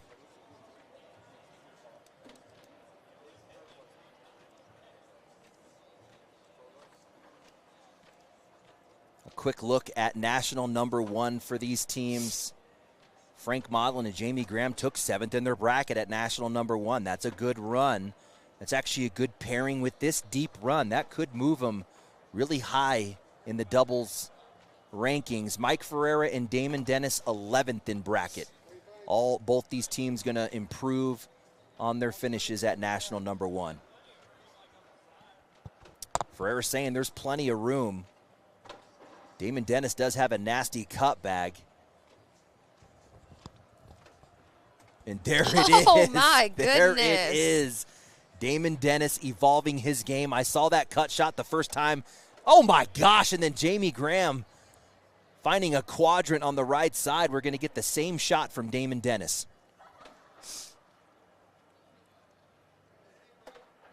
Oh, that was close. Had a little bit of a hop out of it. Can he do it again? The call is same thing for Ferreira. He wants that same shot.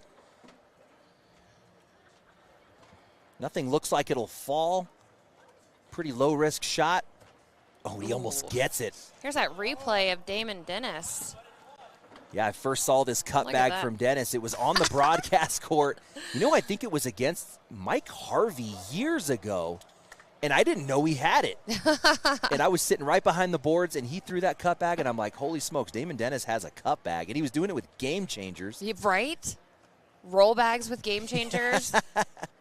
Crazy. Imagine if you put a wizard in his hand, what Right, he right, could right. do. That'd be crazy.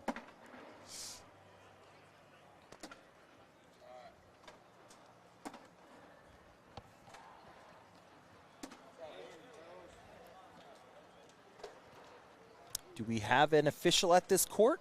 We do not do have an not. official. They're the officials over there on the ESPN court. The reason I ask, you know, Maudlin does have that step over, and typically you'll see the other team call an official over early. We've been seeing that more and more here at National number 2. Yeah, before everyone didn't want to be that guy. Yep, didn't want to be that guy. But now it is becoming more common. It came into play. Did you see it on the broadcast court for the doubles? Matt Stout. It no, was no. Fisher That was- Hamilton and Gavin Cano. Yeah. They were up 10-0. Hamilton steps over, gets the foul, gives up a 5. So it's 10-5, right? No problem. It never got out of Fisher I Hamilton's bet head. not. And they ended up losing that match. Yeah, I think Matt Stout was the first one on the broadcast court to get his bag taken away. It was during teams. Okay. But I was watching him today, and he was keeping that foot down. Yeah, so the ruling on that, and I got clarification earlier, is it's a forfeited bag, like you were saying. Mm-hmm. So you lose that bag, and then essentially anything that gets hit on the board, the opponent gets the advantage of everything that happens. So if you push your opponent in, that stays. For yourself, you forfeit the throw bag, but if you hit any of your own bags in, it just goes back on the board as like a +1. They call it a plus-minus rule. Gotcha. That's not confusing. It is, yeah. I was like, I need to get a little clarification here. Right? Good bag from Ferreira, slipping up the left side, using his own bag as a bumper. It's still there if he wants to do it. Good bags. That's going to leave a push here for Maudlin to salvage the round, and he's only going to get one. That's going to be a 10-5-5. Yeah, at the beginning of the season, there was discussions of us becoming certified officials, and I was like, absolutely I'm good, actually. not. Like, I'm not always watching what's going on. I'm looking at brackets, I'm picking games, I'm pushing buttons. Like, I'm not watching what's going on. I don't want to be, in charge of that. Yeah, sensory overload. I mean, to be able to make sense of all that at the same time, that's yeah, tough. and then have to, make an official call on something that may or may not determine the outcome of a game. No, thank you. Now they're even like, how many timeouts have I taken? I'm like, no idea. I think that was that Jeremiah Ellis? It was. Making a lot of noise over here in the back corner. Cheering on his fellow Ultra bag thrower. Jamie Graham trying to get something going here. You need these 2 points just to crack the egg, get something rolling in for 2 points. These are the same bags Jamie Graham threw. Let me get a peek at them just to make sure. If they're the all-slide 2.0s, which it kind of looks like, I think that's what Jamie Graham threw in singles yesterday, which I believe are Ian Cripps' bags. Yeah, those might be the bags Ian Cripps took down the shootout singles with. final. Yeah.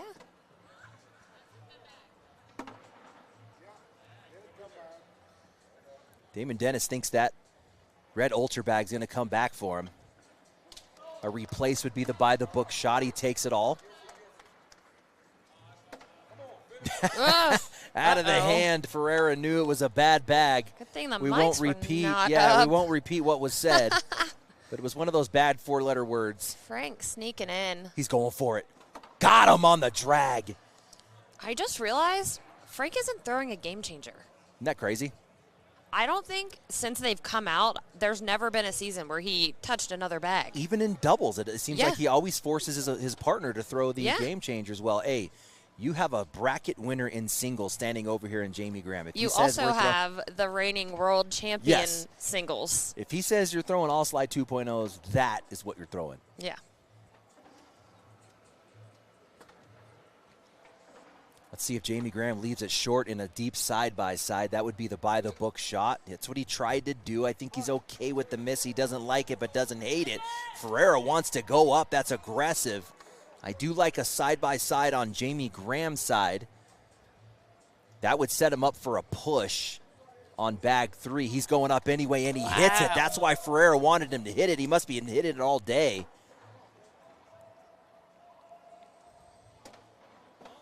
He missed his mark twice. He wants him to go again.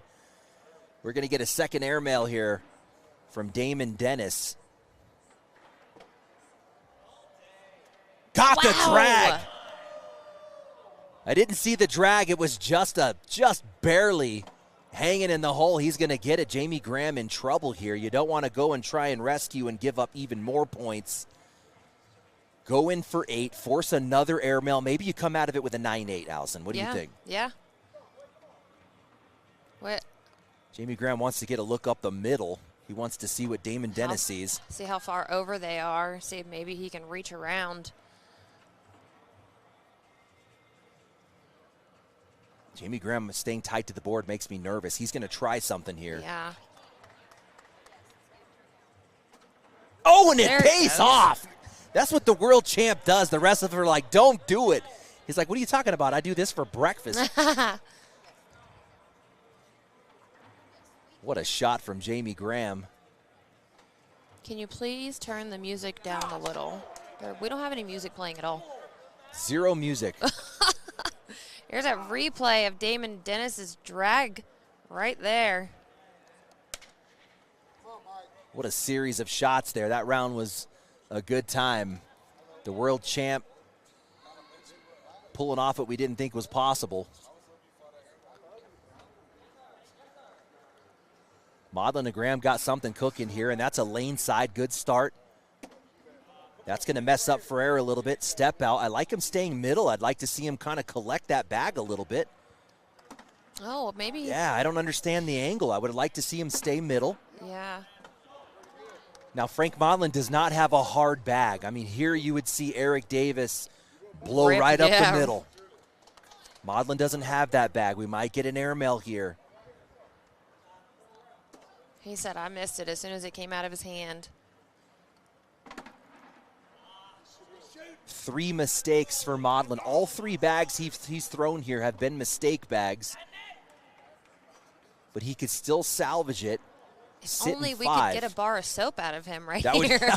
I would leave the building. Right? If Frank Maudlin threw a bar of soap. Ah. That was a good hit from Maudlin. It did force the airmail from Ferreira. A chance to salvage a 5-5, but Ferreira hits it. He's going to come out with a 3 spot.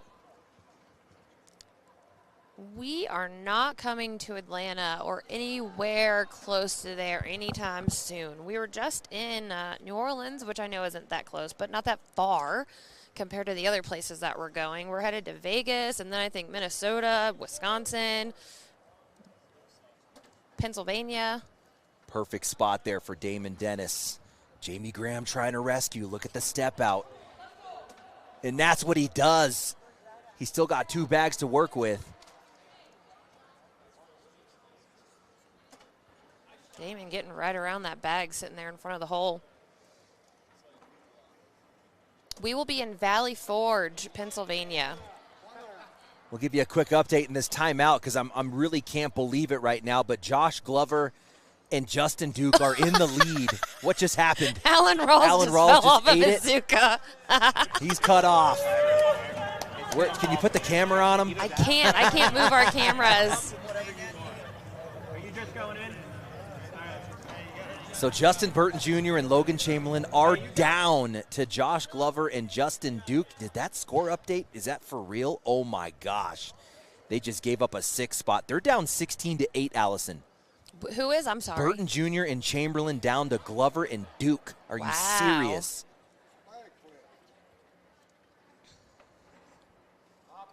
Oh, and he gets it. Jamie Graham, what a round. The step out to rescue, hits the airmail drag on the end to squeak out 2 points. Jamie Graham cooking on his side. We need Frank Modlin to get popping on his side to match him. We could take a quick look at the stats, but the majority of those 11 points certainly on Frank Modlin's side. He's throwing a negative 1.4 DPR.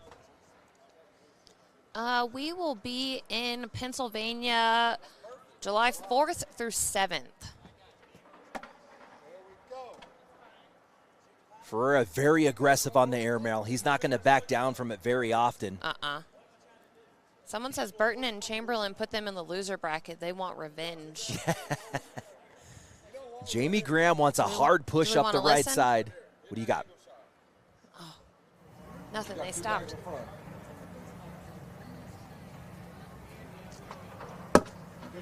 Sorry.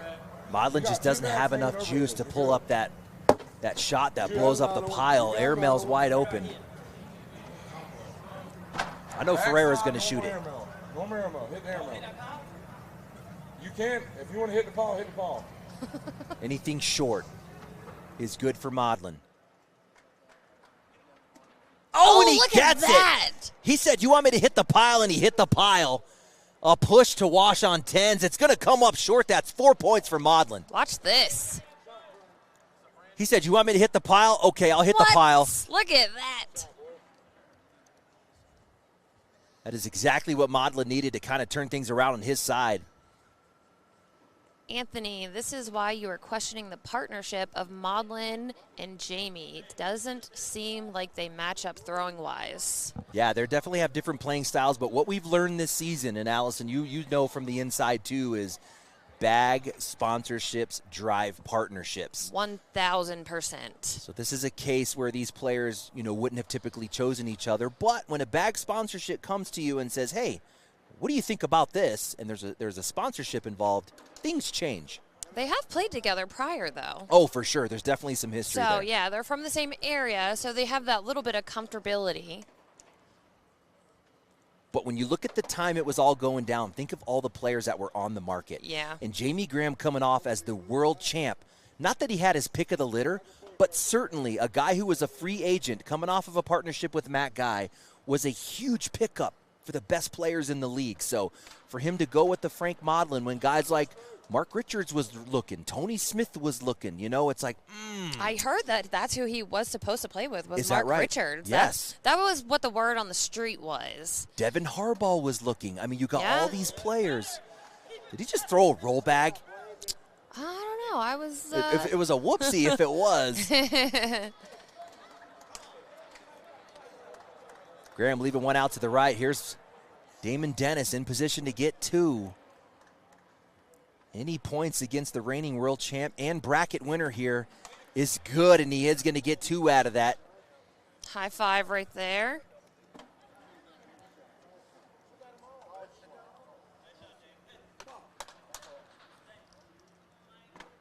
I mean, even Alex Rawls was looking. He was the number 2 player in the world. So, yeah, there was a lot going on back in that time. Absolutely. So that's what kind of shocked us all as we expected the world champ to grab a top 5 guy.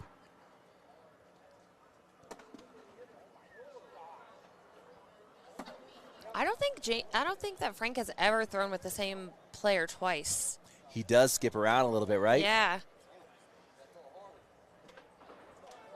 Yeah, Jamie Graham saying you got to throw it harder. Modlin, he just doesn't have the juice. Now, he does have a mean slick side run bag game. He does have a mean airmail. That's where he's strong, but he's going to need a tough push here. Yeah, that's a lot of bags.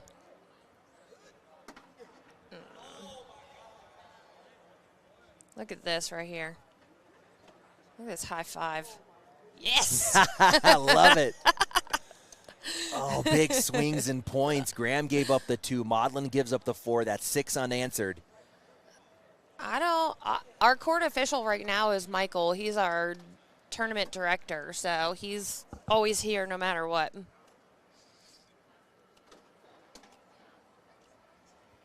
Let's give you an update on Court 1. We did have Bracket C fire up. That's the championship match. Kyle Malone and Devin Harbaugh against A.J. Sims and Braden Wilson. Malone and Harbaugh up 16-7 in that one. 10 now. 16-10. They just registered some more points. Yep. Ferreira wants the cut. He's aggressive. Damon Dennis wants to stay conservative. Damon Dennis wants to stay conservative here with a 17-9 league. Ferreira wants it all. What do you say? I was just looking. Damon Dennis saying that's all I need. He still has a bag in hand. Jamie Graham goes for the airmail. A chance to win this one off a 12-8.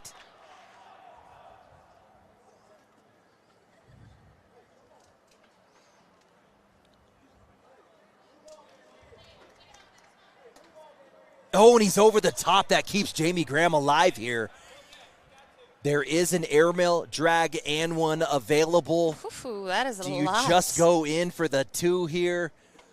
You I have think to, Jamie right? Graham is thinking, I got to give the bags back to Frank Maudlin. He hasn't been going up. performing. He's got to He got do the it. drag. He's got to do it. Good hit for Jamie Graham. I don't hate it because Maudlin's been bleeding points on his side. Yeah, look at that drag right there.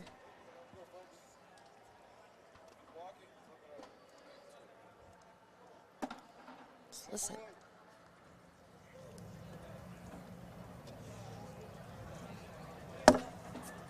Jamie wore his headphones all day yesterday. Today in doubles, he's Nothing. not.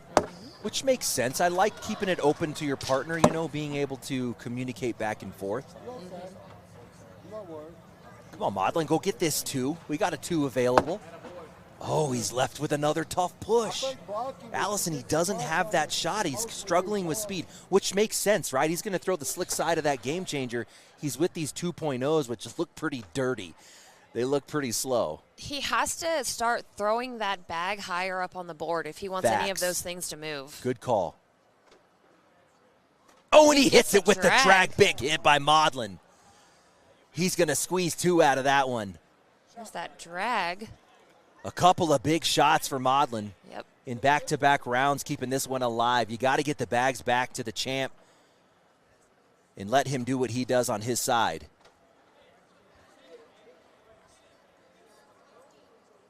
We need an update on that crazy match. It was Burton Jr. and Chamberlain. Looks like they're still playing over there. Looks like they're coming back. Taking Now a down timeout. 16-14. Burton Jr. and Chamberlain down 16-14 to none other than Josh Glover and Justin Duke. Yes, that's right. Airmail attempt, a little bit long, misfire. We're going to get a timeout here from Graham. Let's see if we can. I can play smart and just go with the push and take it. I mean, if I push it up, I push it up. From left or right, you still got middle. Let's get an update on that other hill match. But he's going to shoot next one. That's the championship match. Malone and Harbaugh putting some more points up, now up 19-13. Just go slick side. We'll go slick side right in the middle. If I go off the back, I go off the back. He said, I'm going slick side. If I go off the back, I go off the back. All these guys are shooting. I feel like, I don't know, what do you think, Allison? I feel like this is a case where Jamie Graham feels like he needs to get aggressive and do more on his side. Yeah, absolutely. He's got to make up for the points that Frank is giving up. Right. So it puts a little bit more pressure on him to take the crazier shots and get the points that he can when he can. I heard slick side. That means I want it all here on bag 3. He changed his mind. He's He going over the did. top. He must know that they're there, and he's just tricking us. That was a trick.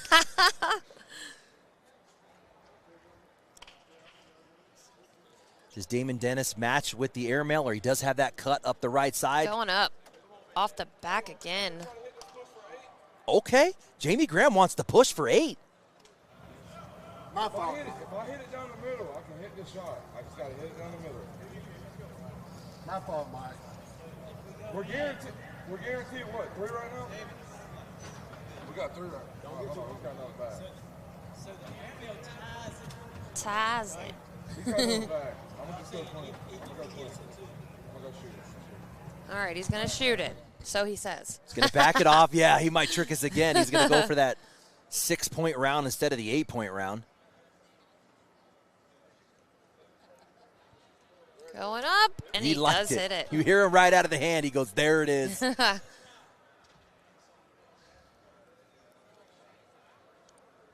now we're looking at a 10-on-1. Oh, my And that's what gosh. it's That's gonna a be. massive round. That's going to put them on 20. Oh, my gosh.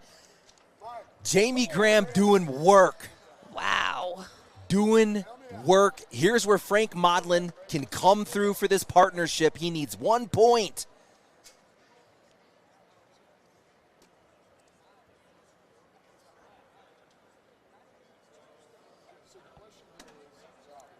That is a good start from Frank Modlin. You can see the pressure, low block. Look at Mike. Look at that smile on Mike's face. He's like, perfect. He likes it. You know Modlin wants to shoot it. He's definitely trying to. I don't think you shoot it yet because that's going to force Ferreira to shoot it. He has to hit it before you hit it. Yeah, I think that you just land behind this bag right here. No, he's going up. Here we go. See, now all the pressure is off of Mike now. He still has to find his way into the hole here. Modlin up. And it's a sick push by Ferreira. Slick side Viper R. Level 3 push. That is nasty. Frank has to put all of these bags in to guarantee that the game won't be over. Yeah, no mistakes from Modlin here.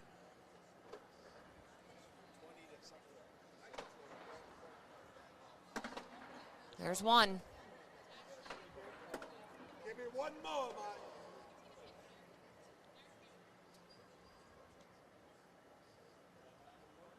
There's 2. Oh, deep breath from Modlin. Yeah. In to get that 3. All right. What a push, Allison. It doesn't get any closer than this, 20-20. This is where you want it. 20-20, their bags are in Jamie Graham's hands right now. He's been gas all day.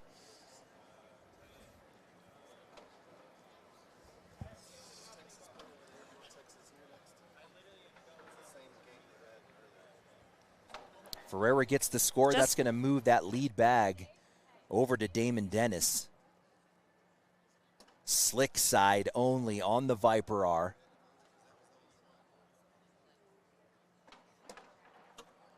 A little bit shallow. About a level 1.5. That's going to force the step out here from Damon Dennis. He highlighted the cutback a little bit earlier. He wants a timeout. Let's see if we can get in on that timeout.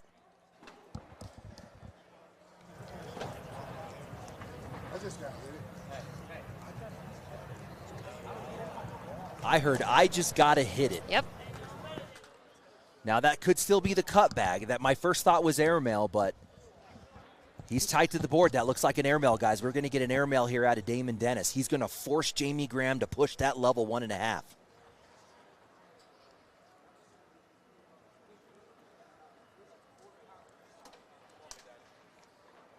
He didn't hit it. Now Jamie Graham still needs to complete the push. Oh, ooh, no. It's coming up a little short. He doesn't hate it. He doesn't hate it. Damon still has a bag in the hole, if I'm correct, right? Bag 1 is in? Yes. We got 3-2 showing on the board. 2 bags left. Ooh, right in the lane. Jamie Graham wants to hit the stack. He doesn't want to go clean. He wants to blow up the pile. Oh, and he does! That could be a game-winning shot from Jamie Graham. That was perfect. That thing was low. It was a low airmail the whole way. Blows it up. A cut bag to save the round.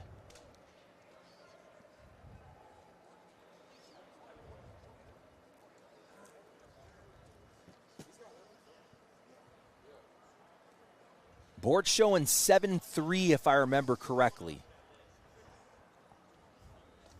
So if Damon Dennis goes in, is that Jamie Graham on to win? 7-4 right now.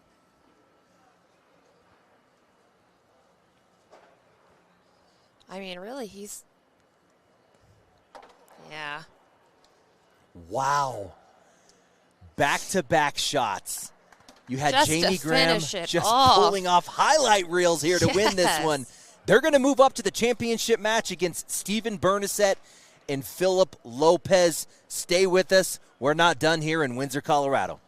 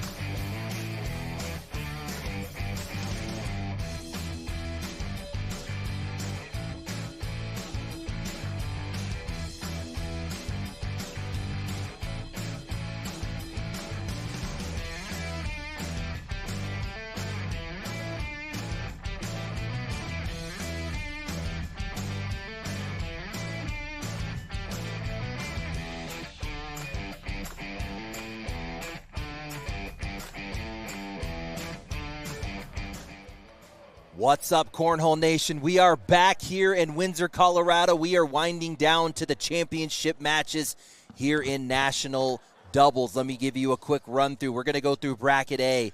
Ryan Smith and Ryan Wiedenfield against Jeremiah Ellis and Ryan Hart. That is your championship matchup. That one is currently 5-4 in favor of the Ryans. In bracket B, we've got Stephen Bernasette and Philip Lopez against Frank Modlin and Jamie Graham. That match has not started yet. Bracket C's done. We've got our first bracket winner moving on to the broadcast in Las Vegas. Kyle Malone and Devin Harbaugh take down A.J. Sims in Braden Wilson 24-13. In our final bracket D right in front of us here, we're going to get this one going kind of how we would expect this bracket to play out. Fisher Hamilton and Gavin Cano against Justin Burton Jr. and Logan Chamberlain.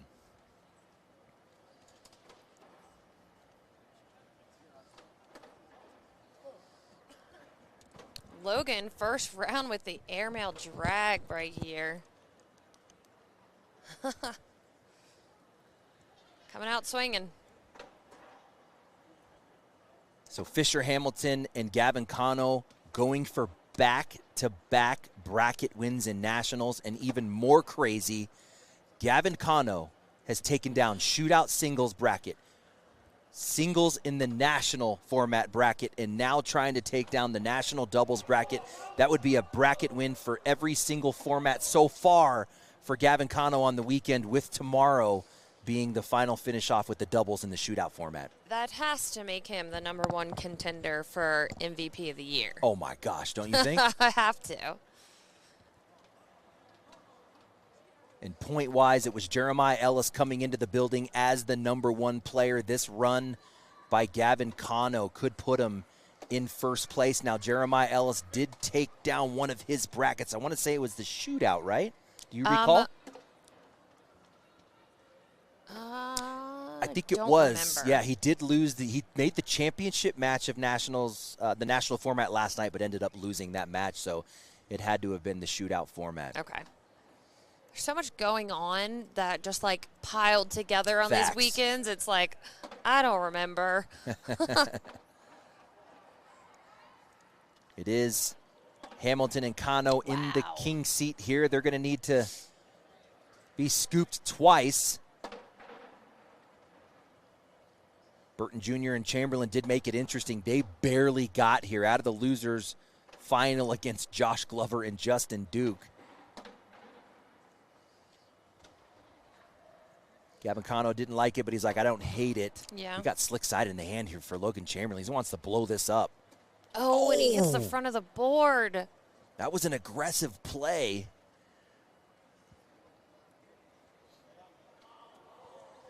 Gonna take a timeout.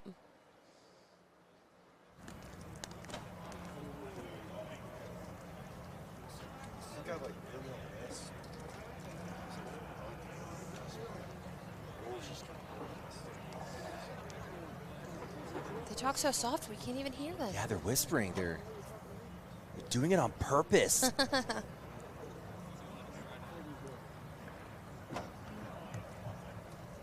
All right, this is the last bag for Hamilton. Last bag in the hand, obviously a drag bag. Airmail on the backside. Now he prefers to roll over air. I was talking to him at the last national. He made it all the way through the bracket without throwing one airmail. What? The entire tournament. Tony, we have board mics, and they were turned all the way up. These guys are just whispering. Chamberlain to save the round. That's a big hit on bag 4, but more points. You can actually see the mics. If you look at the scoreboard behind them, that big gray thing is a microphone.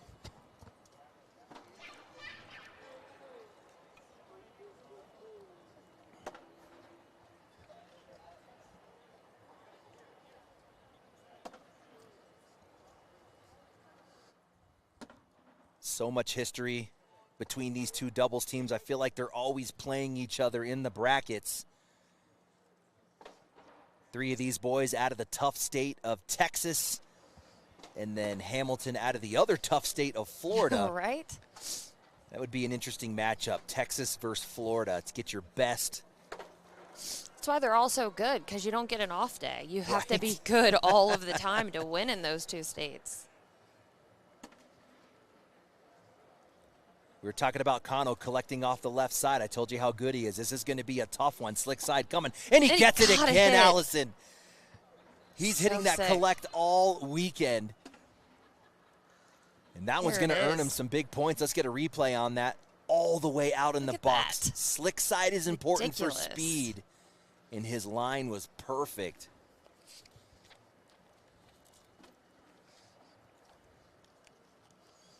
(8-2) here early. Let me see if I can get you an update on that other bracket final. That one's Ryan Smith and Ryan Wiedenfeld, Jeremiah Ellis and Ryan Hart. That is a lot of Ryans over there in that finals. Right? Ellis and Hart up 12-5. All right. Again, Ellis already taken down a singles bracket, trying to take down a doubles bracket. He did double dip brackets at national #1, all in singles. Ended up winning one of them, the national, and Ian Cripps ended up taking the shootout. Yeah. Going to get a roll cut here right through the gap. Good hit. Perfect.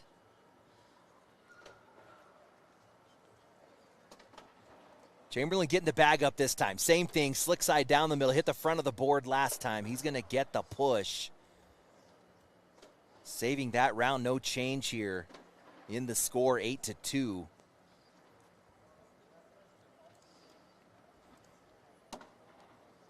Good speed control. That's what makes these boys so good. The ability to cover the front of the hole.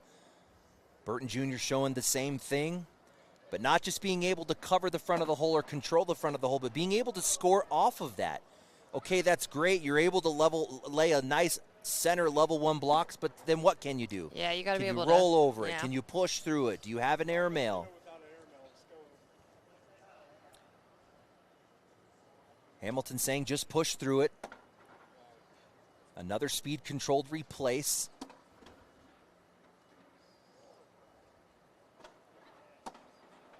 Oh, he leaves it. Does that bait him?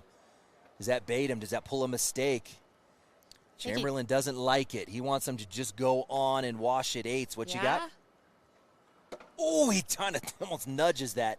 The JBJ this time last year would have cut around that bag, went right in the hole, no problem. Isn't it different? Something feels different, Something right? is different. That's the downfall to all of them. At least for a little while. Caleb Batson, same thing. Lane side. Does not bother Fisher Hamilton. Lane side blocks like that mess with me. Fisher Hamilton's like, I'm good. I'll just go over the top of it. Do we get a back block? He's going to roll over and say, go get it. Another slick side push here for Chamberlain. I thought he was going to try and bar soap that. He does have that. He can wing it in at max speeds. He has a lot of control with the slick side of a bag. More points on the board here. An update over there in bracket A, that final. Ellis and Hart really pulling away here, 18-7.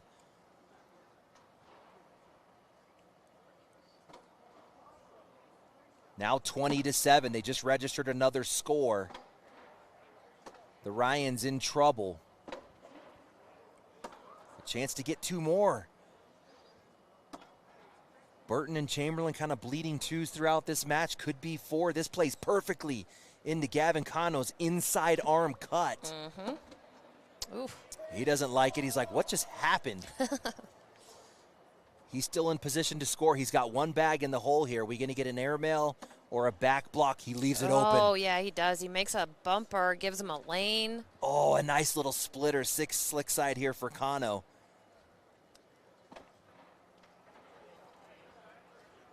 Good bag right up the middle. That's insane. What? A push just to give up 4. Look at this replay. Gavin Cano, one of the best players on the planet right now. Yep.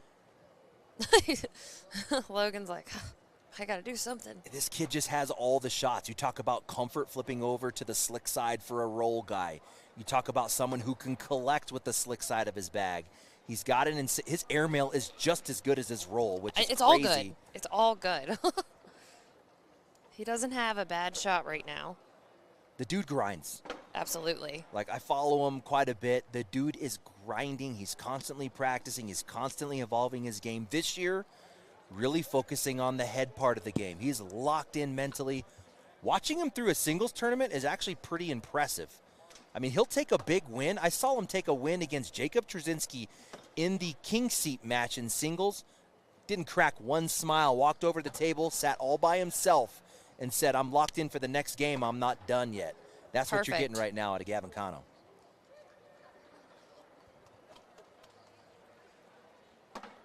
Good bag from Hamilton. Gets the drip on the back. Could get 2 more out of this. Does he actually back block and force something? Oh, he pulled a little bit off that roll. It was kind of weird. Oh, he gave up the 2. It was a chance to get 2.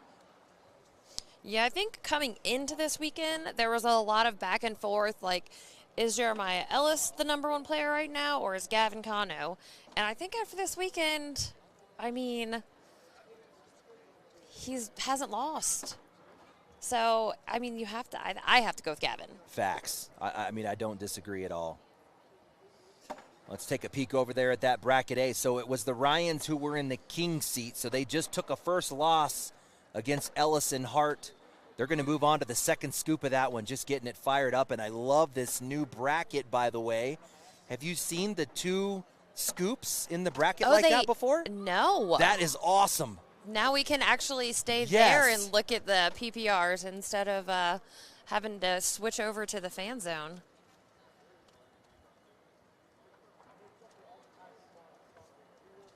PPR check. JBJ throwing an 8-2. Logan with a 9-2. Fisher with a 9-4. And Gavin with a 10-8.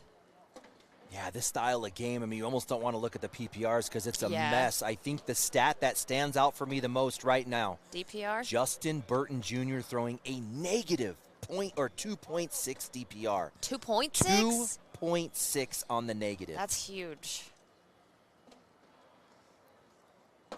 Hi, Amanda. See you in the chat. Nice level 1 for Chamberlain. He doesn't like it because it's a little bit too shallow. Is it enough to cause an error here? Not going to happen from Fisher Hamilton. He is cooking right now with the rollback. He's really forcing Chamberlain to go push a lot and clean up. I don't think we said by far. I think we said just that Gavin and Jeremiah are very close, but Gavin may be pulling away a bit. Yeah, and actually with Gavin's 2 finishes in singles, he's got 2 shots at those bonus points. So the most important thing in the chase for points is winning one of those semifinals matches. If you can win the semifinal match, so Gavin's got 2 shots at it, you get 10 bonus points to work with. When you win the championship, you get 20 bonus points. Just to give you the rule of thumb, every 4 points is a finish position. Okay. The 3rd place guy gets 4 more points than the 4th place guy. So 20 points is 5 position finishes. That's so it's huge. huge. Oh, and there he is with the slick side collect off the left. I have not seen him miss one this weekend, Allison. Insane. Here it goes again. There it is again. And he doesn't take the full box, which I like, because when you take the full box, how many side rails do you see when you go full box? You go out too far and it's too much of an angle.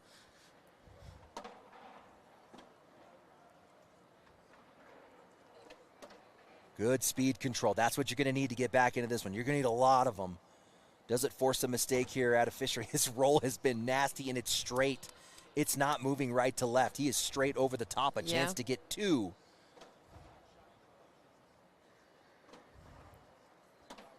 Good Lord. Are you serious? In to get 2. Oh, and he did that last round. Went out to the left, gave a field goal here. An easy slide bag for Chamberlain. Gavin Connell's like, oh, that's fine. I'll score on my side. All right. Just throw them back to me.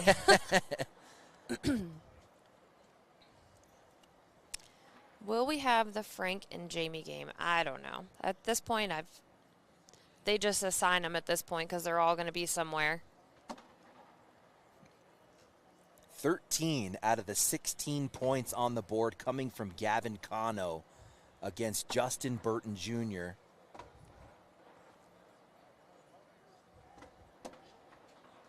Ouch. Burton Jr. just struggle bus here. That happened last time. He had that kind of inside arm cut. He came up short. Letting Burton Jr. off the hook a little bit here. Anything but ending up right, and that's what happened last time. He gave Gavin Cano that field goal. Said, I'm just going to shoot it. There we go. I like slick. Okay, thank you. I was like, if you put slick side in the hand, that's too much. He's going to roll over the top here. Makes it look easy. Yeah. I love that new shot. It's not really a roll. You know, they kind of like, they're just, he's in his case, he's just lifting the left side of the bag to go over the blocker. That's going to be game. It. Are you serious? He goes for the airmail there. Fisher Hamilton and Gavin Cano taking down bracket D. Gavin Cano winning every single bracket this weekend so far. Right now going to be on ESPN 3 times in Las Vegas. Insane. With a 4th chance tomorrow. Definitely Stop making the trip worth it. playing. Stay with us. We'll be back here in a moment.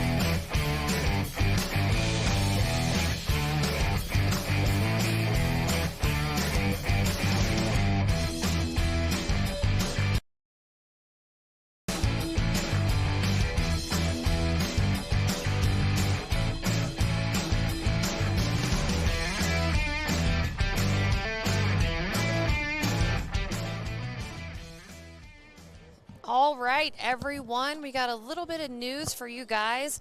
This final matchup is going to be played on the ESPN Plus court.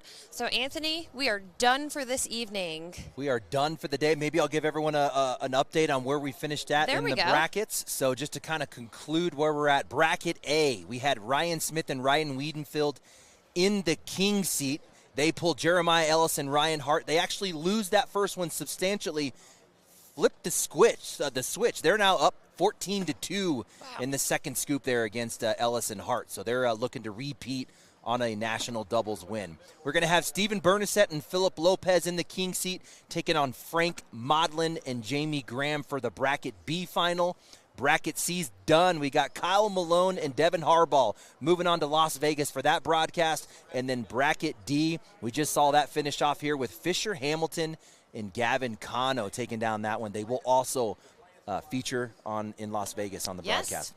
So that is it for us today. Y'all all head on over to ESPN Plus. You can finish watching the Ellis, Hart, and Ryan Squared game, and then you can watch the Bernasette, Lopez, Modlin, Graham game. This is Allison Baldwin for Anthony. We're signing off, and we'll see you tomorrow.